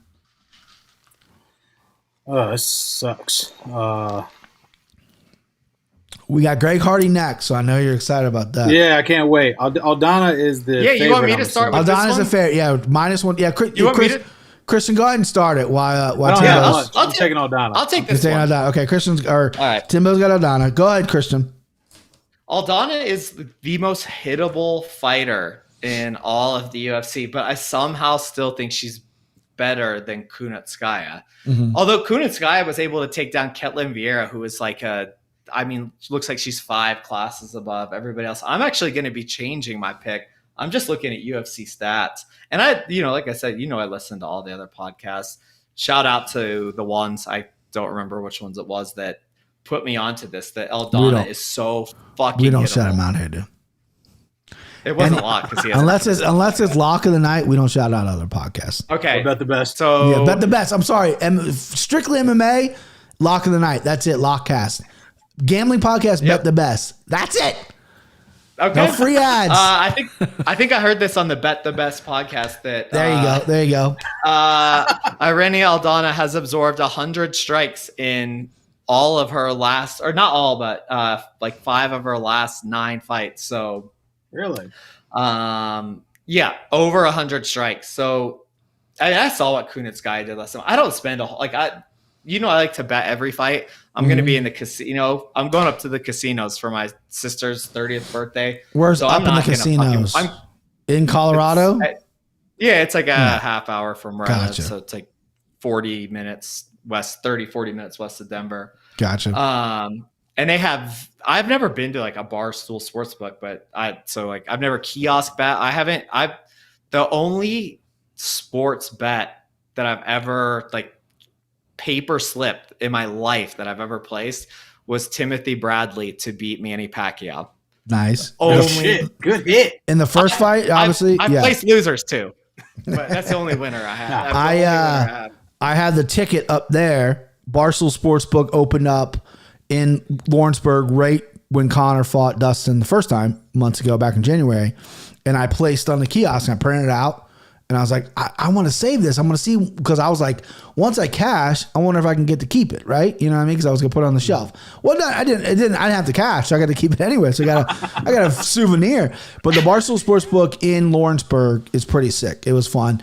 I don't usually do their app because they neglect MMA a lot, because I don't have a true MMA guy, so I don't place with them. But going there in the bar is pretty sweet. There's a FanDuel Sportsbook, probably like an hour away in Indiana. And I went to that one too with a buddy. That one's not that great. It's like a corner. So it's whoever has the fights on. That's like, I don't go to the casinos. Like, I don't like, I mean, I'm going to take my sister and just put $100 or $200 on the table and be like, all right, let's roll them dice. And then like, as soon as we get to that Ryan Hall section of the card, I'll be like, all right, have fun. So who you taking here, bub? You going to Kutsukaya? Yep. Yeah. Give me Kutsukaya. She was super impressive her last time out. Aldana is, yeah. Fuck it. Give me the dog. You don't get dog points for that anyway. That's true. Yeah, you get dog. She's plus one. You get an extra point for that. Yeah. She's plus 106. Well, yeah. Why? It's a women's fight. Like, why wouldn't you? Yeah, why wouldn't you? I tell you why. Because Aldana's going to win. Anyway, Tattoo Vasa, minus 137 versus Greg Hardy, plus 160. Tim's chomping on that bit. Tim, I want to hear from you, bud. What we got here? This is an interesting fight. This is a fight that I think about a year ago, when Ty just was shit in the bed, right? He was losing those fights. I thought him and Greg would be a really good matchup, because Ty's not going to take him down. What you got? What do you got here? Give me a breakdown. Oh, I've got the NFL All-Pro elite athlete who's like still in his physical prime against this guy with fucking bigger titties than my mama. Like, come on. Come on. He obviously, his last fight against Tabura, he gassed out. He got finished. Everybody, thought it was the funniest thing of all time. They hate Greg Hardy because he's a alleged women beater, even though fucking half the roster is. They don't hate them, so it just gets unwarranted hate. I mean, I get the hate, but I mean, I think there's a lot of other factors that go into it too. But if Greg Hardy controls this narrative, if he trains right and is in shape, and if he does what he needs to do, he'll win the fight 3 out of 3 times. There you go. Christian, I know you like that one. That's a good stat. But Tatsoi Vasa, man, like the people he's beat, the people he should have beat, he beat, and the people that he's lost to, he should lose to. And I think Greg Hardy's one of these people he should lose to, even though the number's different, and that's in my favor. So I'm going to take the plus 160, and I'm going to cash, and I'm going to keep my title. Book it. I love the confidence. I knew you were going that way. Christian, who you like in the big boys? You got a pretty good nose for heavyweights here, bud. I feel like you hit a lot of heavyweight fights. What do you like on this one? I'm siding with Timbo here. Like, Greg Hardy is too big, too fast, too strong. Like, they're both like former athletes, rugby player and a football player. I mean, obviously Hardy played at the highest level. I don't know. I just know Tuivasa, played some level of rugby. It's tough sport. Those dudes are tough. I worked in Little League. Yeah, backyard. They got the rugby. thickest thighs I've ever seen. They're big boys. No, trust me, these dudes are thick, like a buttermilk pancake. And look, Hardy, he beats the brawlers and he loses to boxers. He loses to skilled MMA fighters. Tuivasa knocks out Harry Hunsucker, and will be a good. Yep. So it's like he knocks out Harry Hunsucker, and it's like, and Hardy loses to Volkov, and it's like I think this number is crazy. Exactly. I would think it should be like completely reversed. Like, obviously there's the inhaler, the cardio, the hatred for Greg Hardy, like all these things. But like, when I bet, it's my money isn't like, I don't factor in like how, like, we'll talk about good and bad people in a couple fights, but it's like, I don't factor that into my decision making. So I think this line is wild. Like, I know Tuivasa has better cardio, but it's like you have to exploit Greg Hardy's cardio. You have to leg kick him or take him down. He doesn't do it. He's a bigger, stronger, faster. Like Tuivasa might be the hard, like maybe has like a harder, like wild hook. Like, but like I said, he beats the brawlers. He loses to the skilled fighters, and Tuivasa is one dimensional. I think the line is wild. Wild line. Just to add on to that, man, like Harry Hunsucker, and then you fucking knocked out a fucking previous retired, waiting to have a heart attack, Stefan Struve or whatever the fuck was wrong with him, and then now you're a minus 137 over a guy who was just on a sick run in the UFC, for being honest, and then he got fucking caught up with Volkov, who's like a top 5 heavyweight right now, and then he gassed out against Tabura, had a bad fight, whatever, but yeah, agreed. Tybura's like crazy huge, like Tybura, that's like, but Tuivasa doesn't have that skill set. Like, right. That's a thing. It's like, that's not going to happen. We've seen enough of his fights. Like, maybe Tuivasa could shock, but it's like, how's he going to get close enough? He's like, 5 inches shorter or something like that? 3. What is he listed at? He's listed at 6'2". 3 inches, three inches shorter with a 5-inch reach disadvantage versus not like the Contender Series Greg Hardy. He can keep him at distance.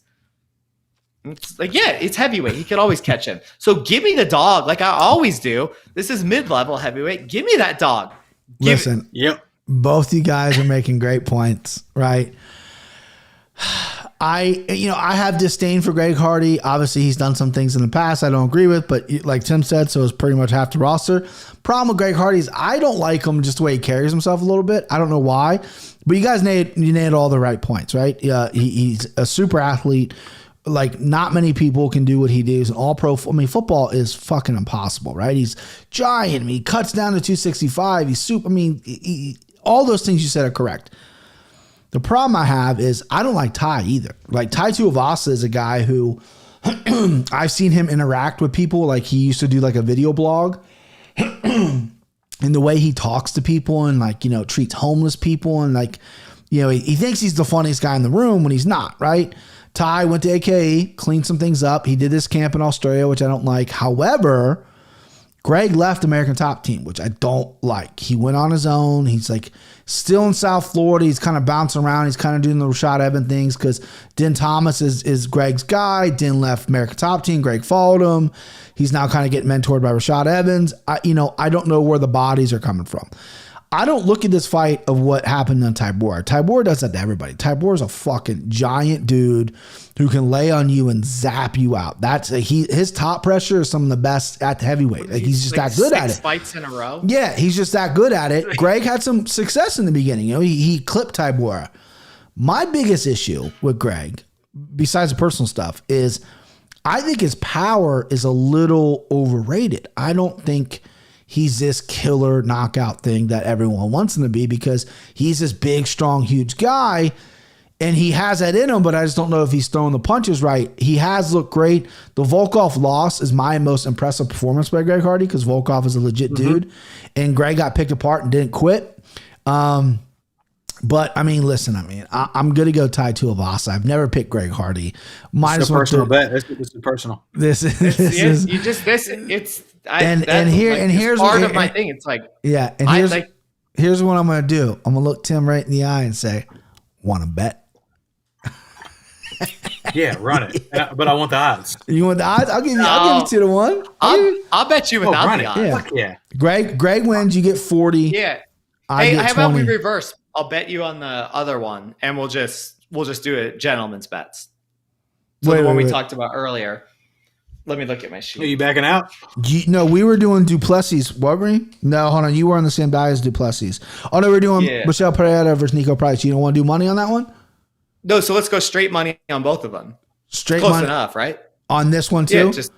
Yeah, so if Greg Hardy wins, I owe you guys 60. 40 for Tim, 20 for... Oh, yeah, because we got to bet 3 ways. Yeah, it's okay. I'll fucking tell. I'm confident, Ty. I think Ty... Wait, did Timbo have... I don't care how much I have to pay you guys, but... Tim had Pereira as well. So you want to do that as well?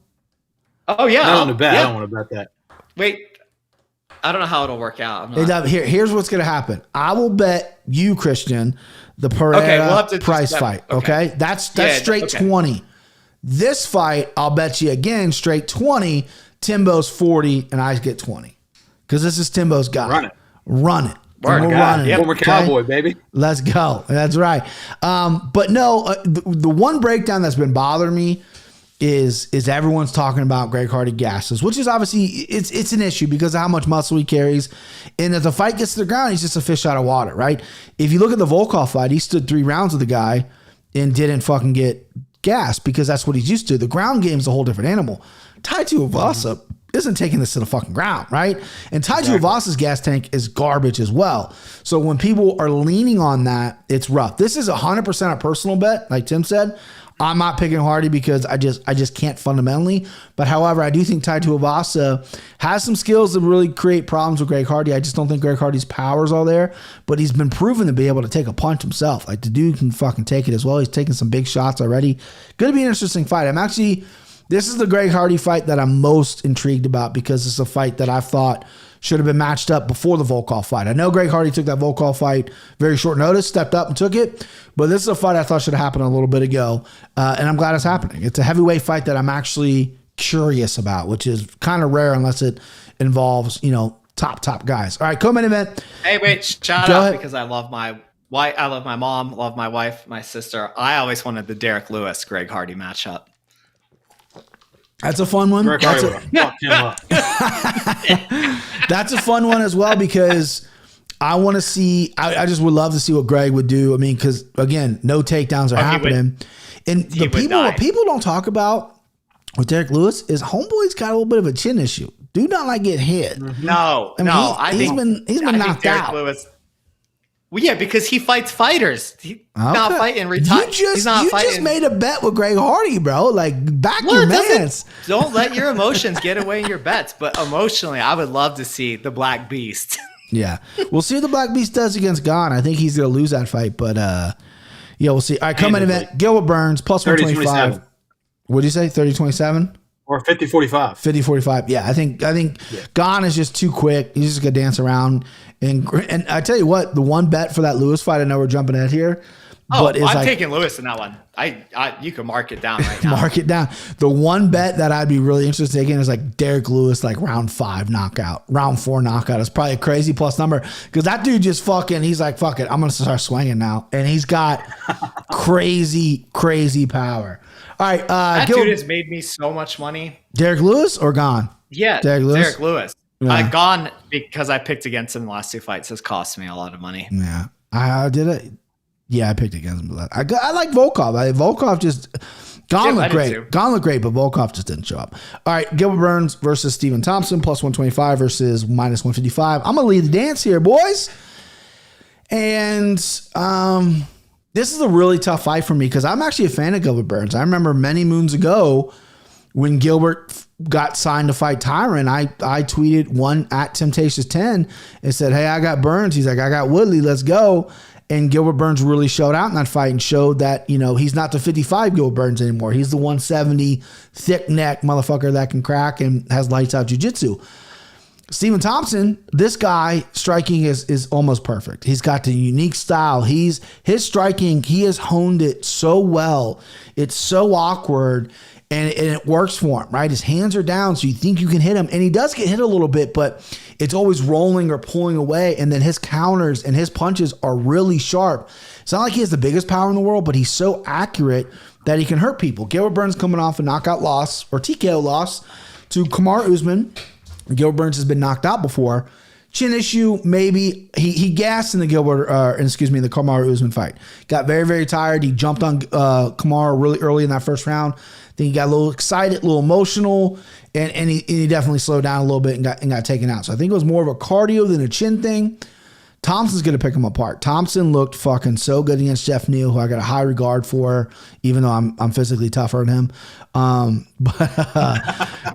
have such high regard for Stephen Thompson striking, and he looks so dominant in the Jeff Neal fight. The only hiccup, the only problem I have, the only reason I'm not going bet the house on Stephen Thompson at minus 155, there's a lot of cappers out there that love Stephen Thompson, is he hasn't fought a guy since Woodley that really wants to take him down. I think Gilbert Burns is going to close the distance. He's going to strike, and he's going to want to get this fight to the ground. Gilbert Burns is so fucking good on the ground. Damian Maia had his back and had him mounted, and he got out of that. Not a lot of people can say that, right?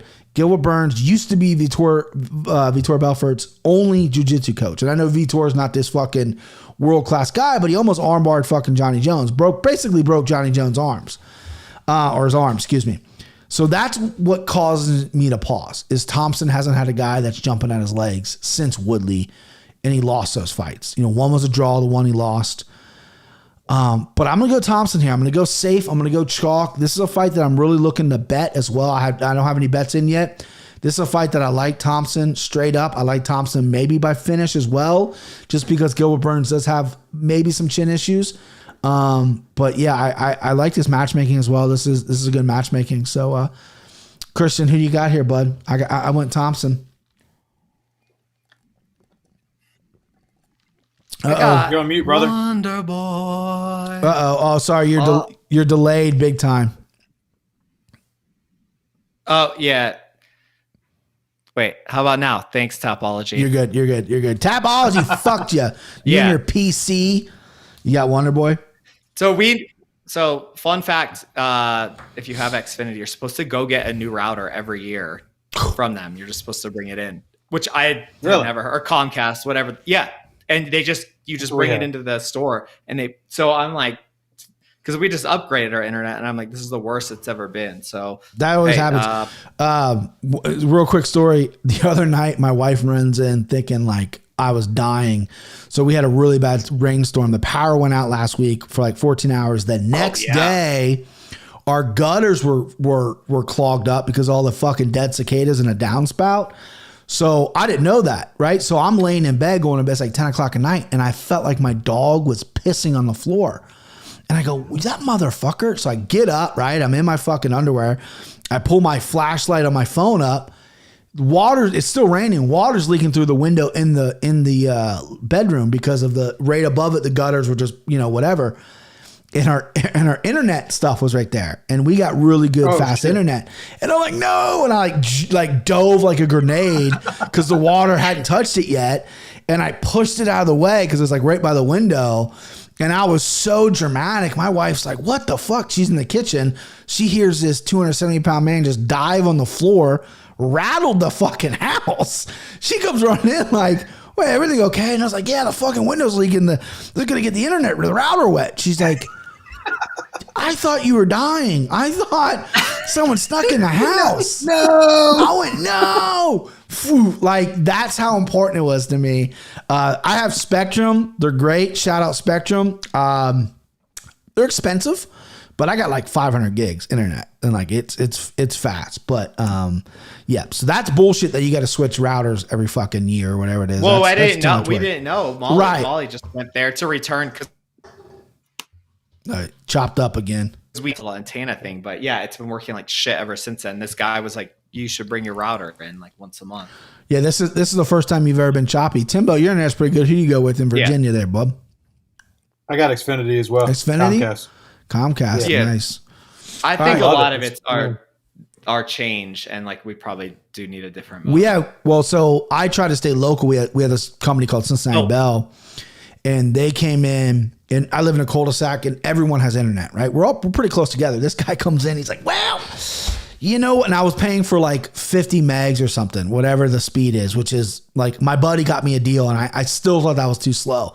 He kneels down, and my internet just was so slow, and he goes, well, see, there's a lot of interference in this area, so I'm getting about 12 megs, which is probably going to be the best. And if you plug into the router, you can probably get about 20. And I was like, I'm paying for 50 though, right? And he goes, yeah, but this area, it's congested. And I'm like, get out. I said, I'm canceling. Get out. I swear to dude.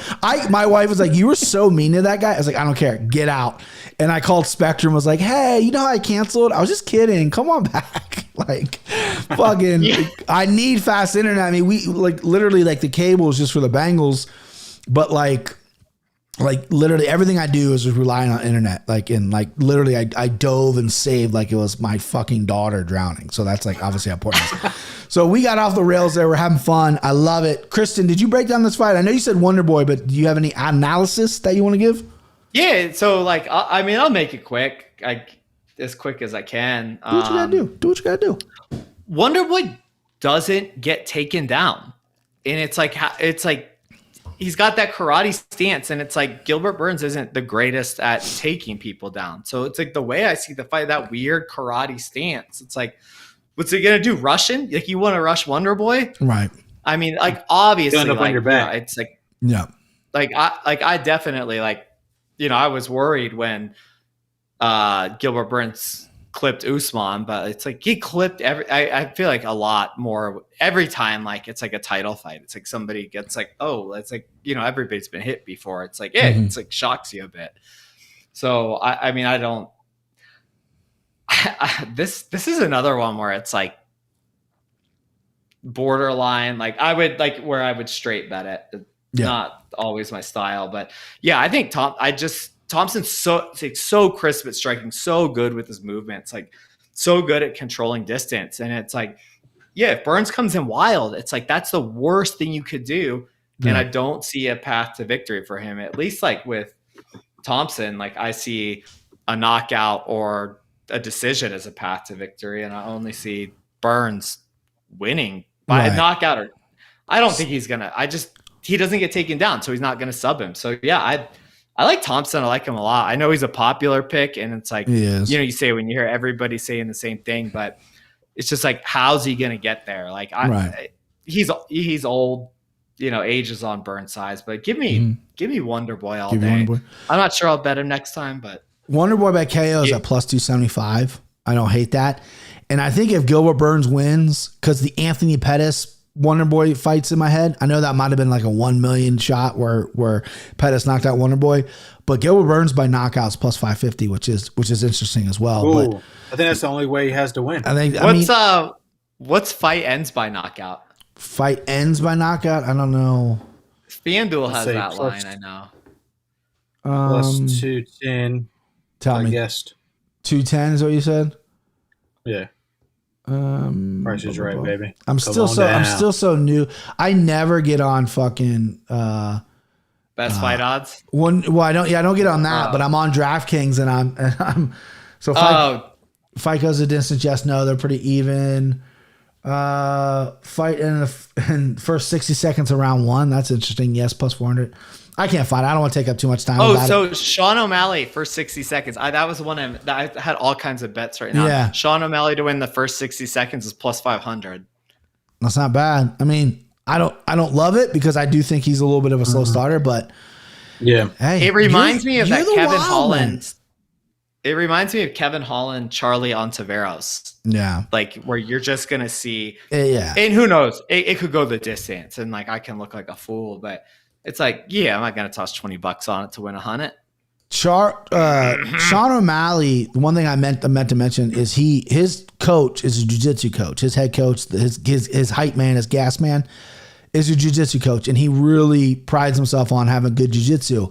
I can see him really hunting for a submission here. Like that just popped in my head. Like he's got decent chokes. He grappled when at that I forget what it was called. UFC put on this grappling thing. He beat Takagori Gomi. He grappled with like Jake Shields. Like he's got a little bit in there, but he's gonna go for the knockout. He knows what he wants. It's a McGregor card. He wants that shine. Timbo, let's talk about this fight though. Stephen Thompson, Gilbert Burns. If he's got good subs, I don't know if he does. But I know he wants to have good subs. Casuals don't like subs, but he's going for a knockout. His opponent's been knocked out before he's going for it. Timbo, Wonderboy or Dean, or what is his name? What's his nickname? El Nino? El Nino. Awesome nickname, not an awesome fighter. Let's be honest. Wait, Dorino.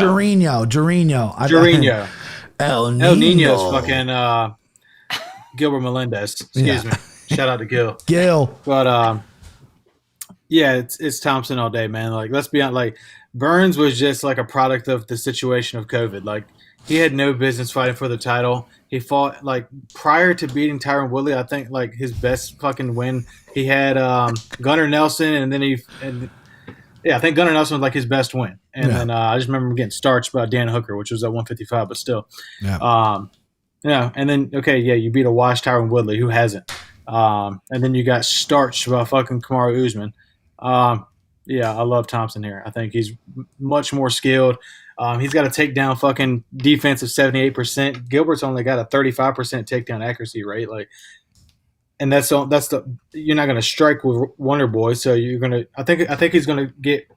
I think he's going to get frustrated in the first round, and he's going to try and go for a takedown. He's going to end up getting fucking front kicked in the face and knocked out. That's my take. Kicked in the face.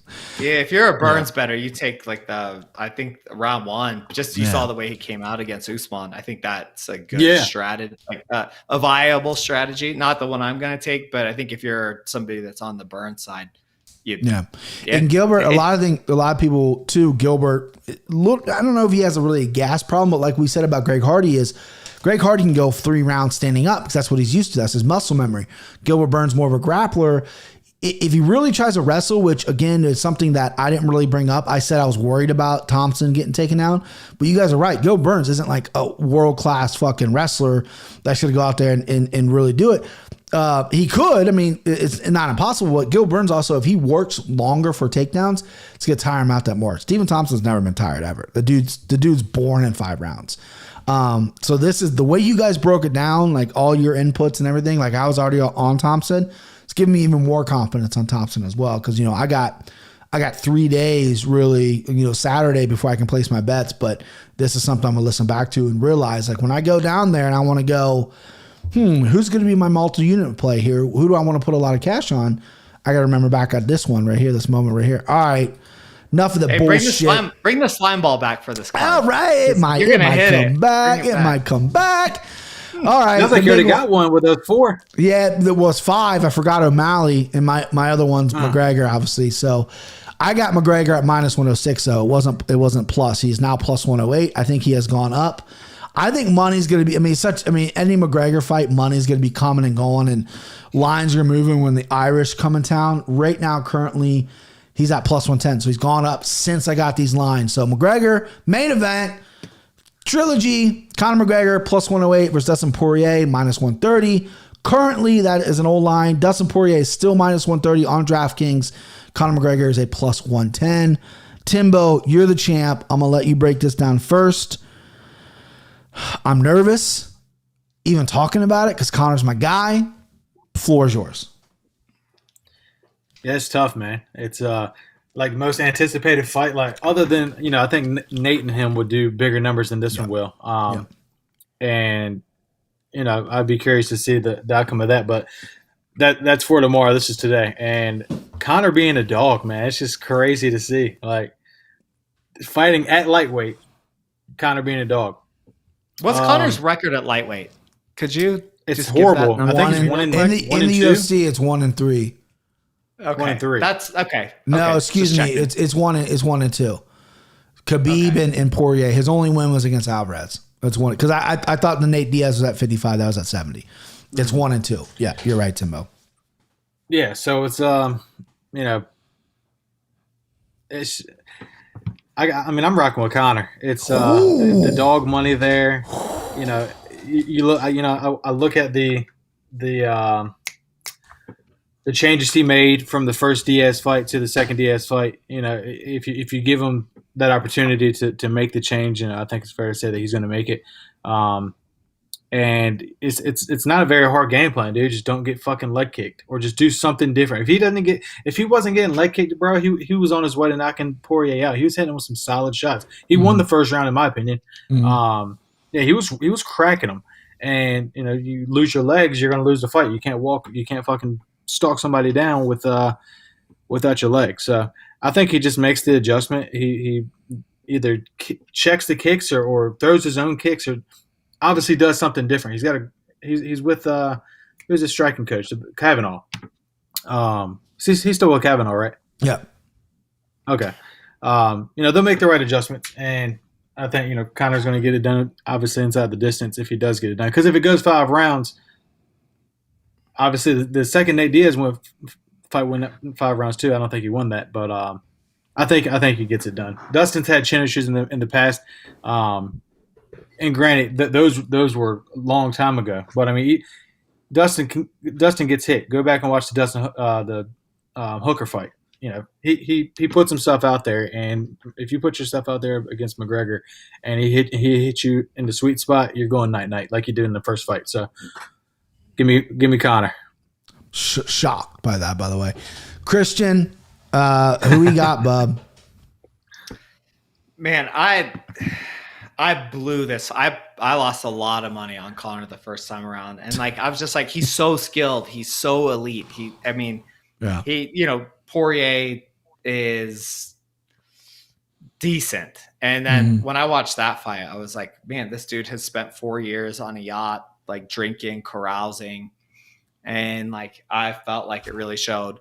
Same camp, same yachts, same everything. Like Conor, he's washed. You can see it in the bags under his eyes, the same ones I used to have in my late 20s when I was out drinking and carousing. That dude, like, he has the power. Like, that hasn't slipped in, but like they say, it's like power is the last thing to go. Speed's the first thing to go. Power is the last. Like, Conor still has it. He still has his athleticism, but Dustin Poirier's got 4 more years of like fighting the elite. I also used to be a giant Conor fan, but I'm maybe the biggest Gaethje fan. I know the biggest Gaethje fan of us three. That's fair. He's literally stealing, like, from a guy that is more deserving than him, like stealing this position. He's like, he might as well be Dennis Rodman, because his box out is what a reference on an elite level. Like, this dude is keeping my guy out. So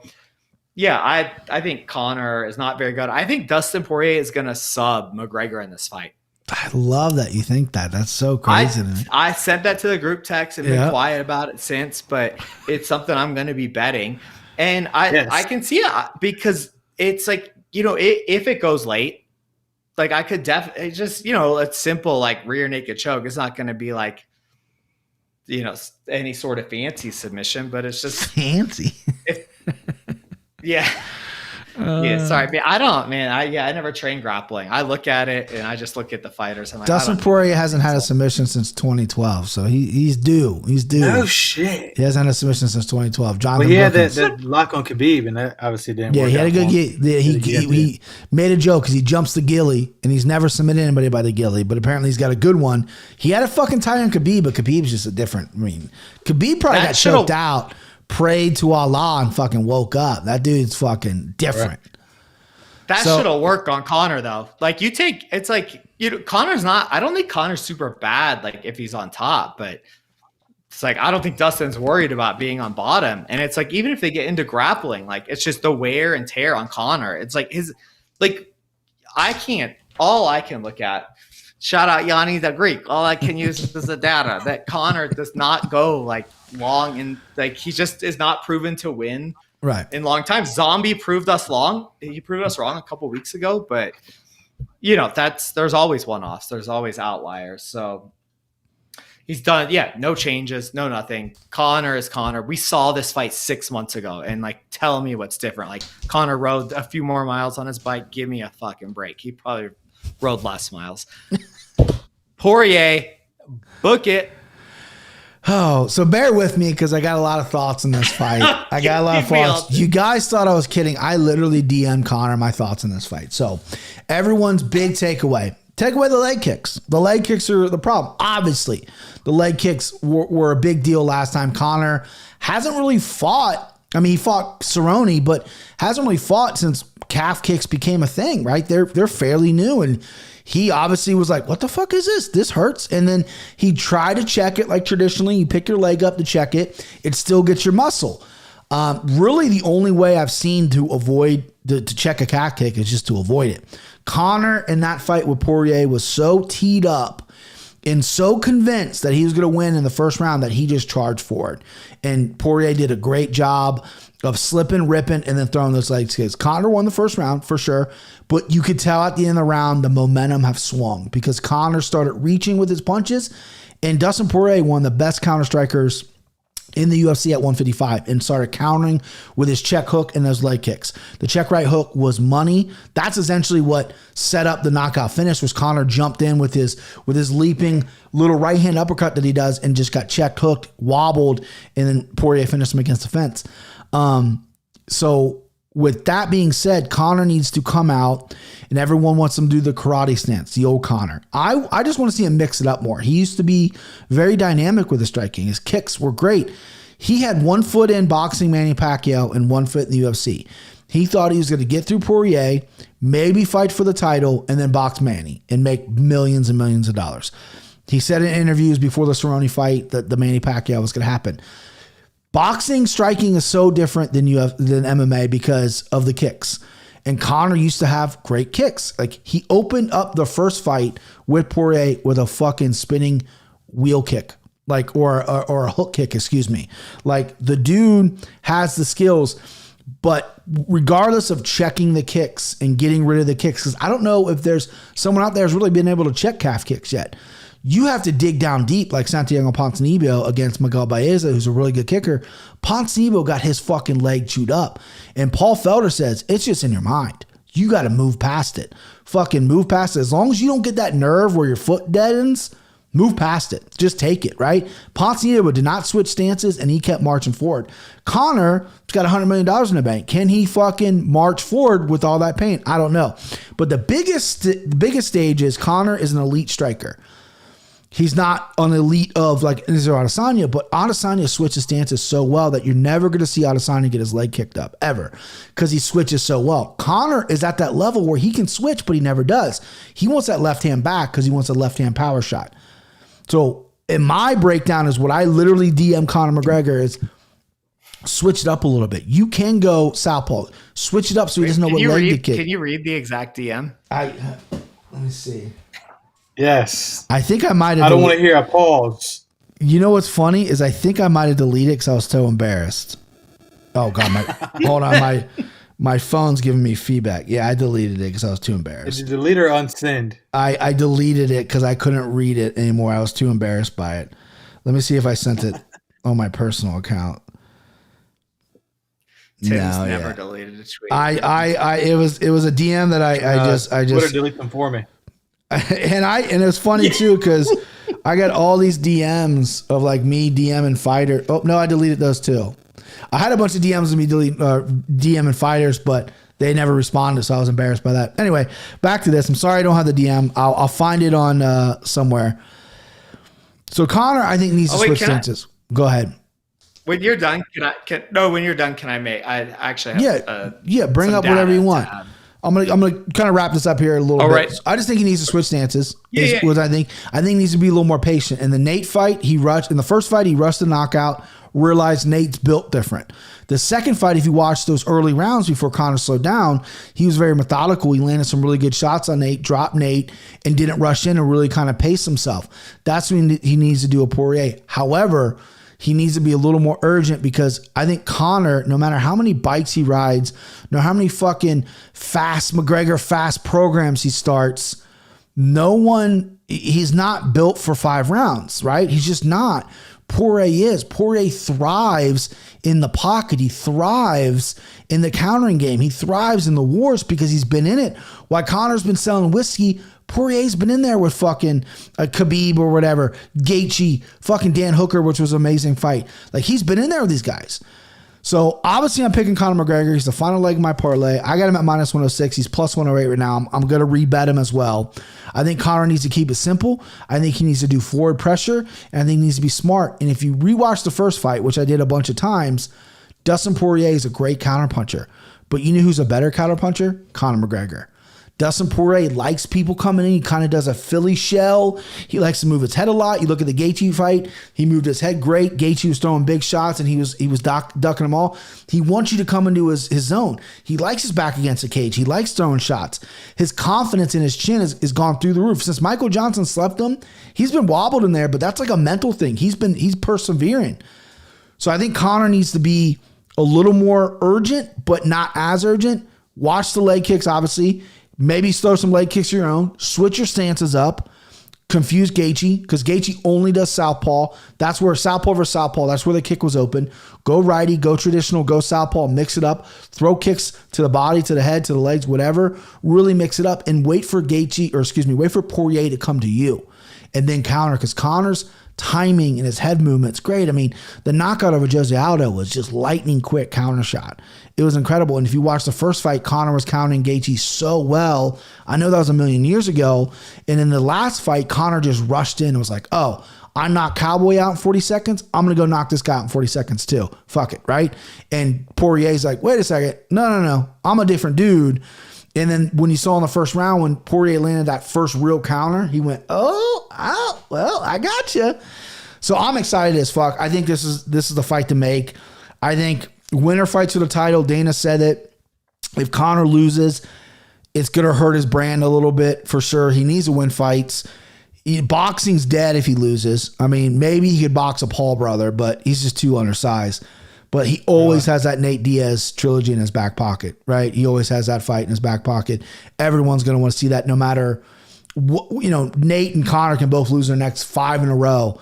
People are going to pay to see that fight. So Conor shut media out this week. He's not on the embeddeds. He's not interviewing with people. He shut everyone out, right? And either that's a good thing, like I'm focused, or it's like I'm nervous as fuck. We'll see. I'm interested to see what kind of Conor comes to the press conference tomorrow. The press conference is tomorrow night. It's going to be good. He already did like a weird voice message thing calling Dustin P-head again. I want to see Conor go after him. He tweeted out like Dustin Poirier's wife tried to DM him or something. And some people said it was fake or whatever. I don't know. So, Christian, what do you got, bud? So I got Conor, by the way. Christian, what do you had? You had a final thought? Of course you have Conor. You're ride or die for life. But I just wanted to point out the immediate rematch stats in the UFC. And I did hear this for another podcast at the new Sweet Science, which is good. Shout out. No, I'm going to bleep that. Where's my bleep button? Bleep it. I love that one. That was always my favorite until I got on this one. Then there you go. But go ahead. What are the stats here? Well, so the immediate rematch stats were. This was in title fights, but this is essentially any Conor fight is a title fight. So I was like willing to just kind of make the difference. Like, so an immediate rematch is the person that had lost the person that won the previous fight had won 10 of the last 12. Like it goes back a ways. It's crazy. This was a podcast from like a year ago, but I just kind of dug it up. And it's just like, if whether you're numbers driven, whether it's like emotional or whatever, but pretty much an immediate title rematches. And a McGregor fight in this era that we're in is a title fight. There's a reason Poirier's fighting McGregor and not Oliveira. He passed on the title. This is the title fight. It's the money fight. Yeah. This is for all the marbles. And that's what they fight for, is all the marbles. Not for belt. They're fighting for marbles, not belts. Marbles. So I just want to point out that like in these sort of situations, and I want to point out, I'm countering on that. No one that fought the 10 out of 12 that you just said, no one has ever been Conor McGregor with $600 million in the bank, living on yachts. Yeah. All those guys. You know why? All those guys. You know why he doesn't have time for media obligations? Because he's got $600 million contracts and all the shit that goes along with that. So my point being is, you ever closed on a house? My point being that the second fight, he was too distracted with everything. In this fight, he's lasered in. So the second fight you can't compare it to like say DC Stipe 2, and then Stipe went on to win the third one. Because that's all they live for. I know Steve is a fireman, but like Conor's got some oblos. Was that immediate? Immediate. Only immediate. Okay. Yeah, only immediate. Yeah, it was Stipe. Or no. So Stipe got knocked out, then DC fought Derek Lewis. And then he fought Stipe again. Yeah, only immediate. It was and then the immediate third fight was Stipe. And Stipe won 2 and 3. Yeah. So dude crushed that. So let's get to the locks. Don't say that, Christian. I'm gonna beep you. Let's get to the locks. Timbo, you know the drill. You get to pick first, whatever one you want. Either underdog, send them home, your best bet, mortal lock, underdog lock, whatever you want to pick. You get to pick. You get the pick of the litter. So what do you want to go with first here, bud? Send them home, sugar. Dude. I had it written down, and you know what's so funny is when it was going to be my turn, that was the first one I was going to do. I thought you would go more lock or something. Christian, Well, then, all he had to do was lock it in. Lock it in. Now I can't touch him. Yeah, I can't touch him. He's smart. Well, exactly. So he's double playing it. He's a smart guy. Christian, tell me you're sending him home, bub. I send him home.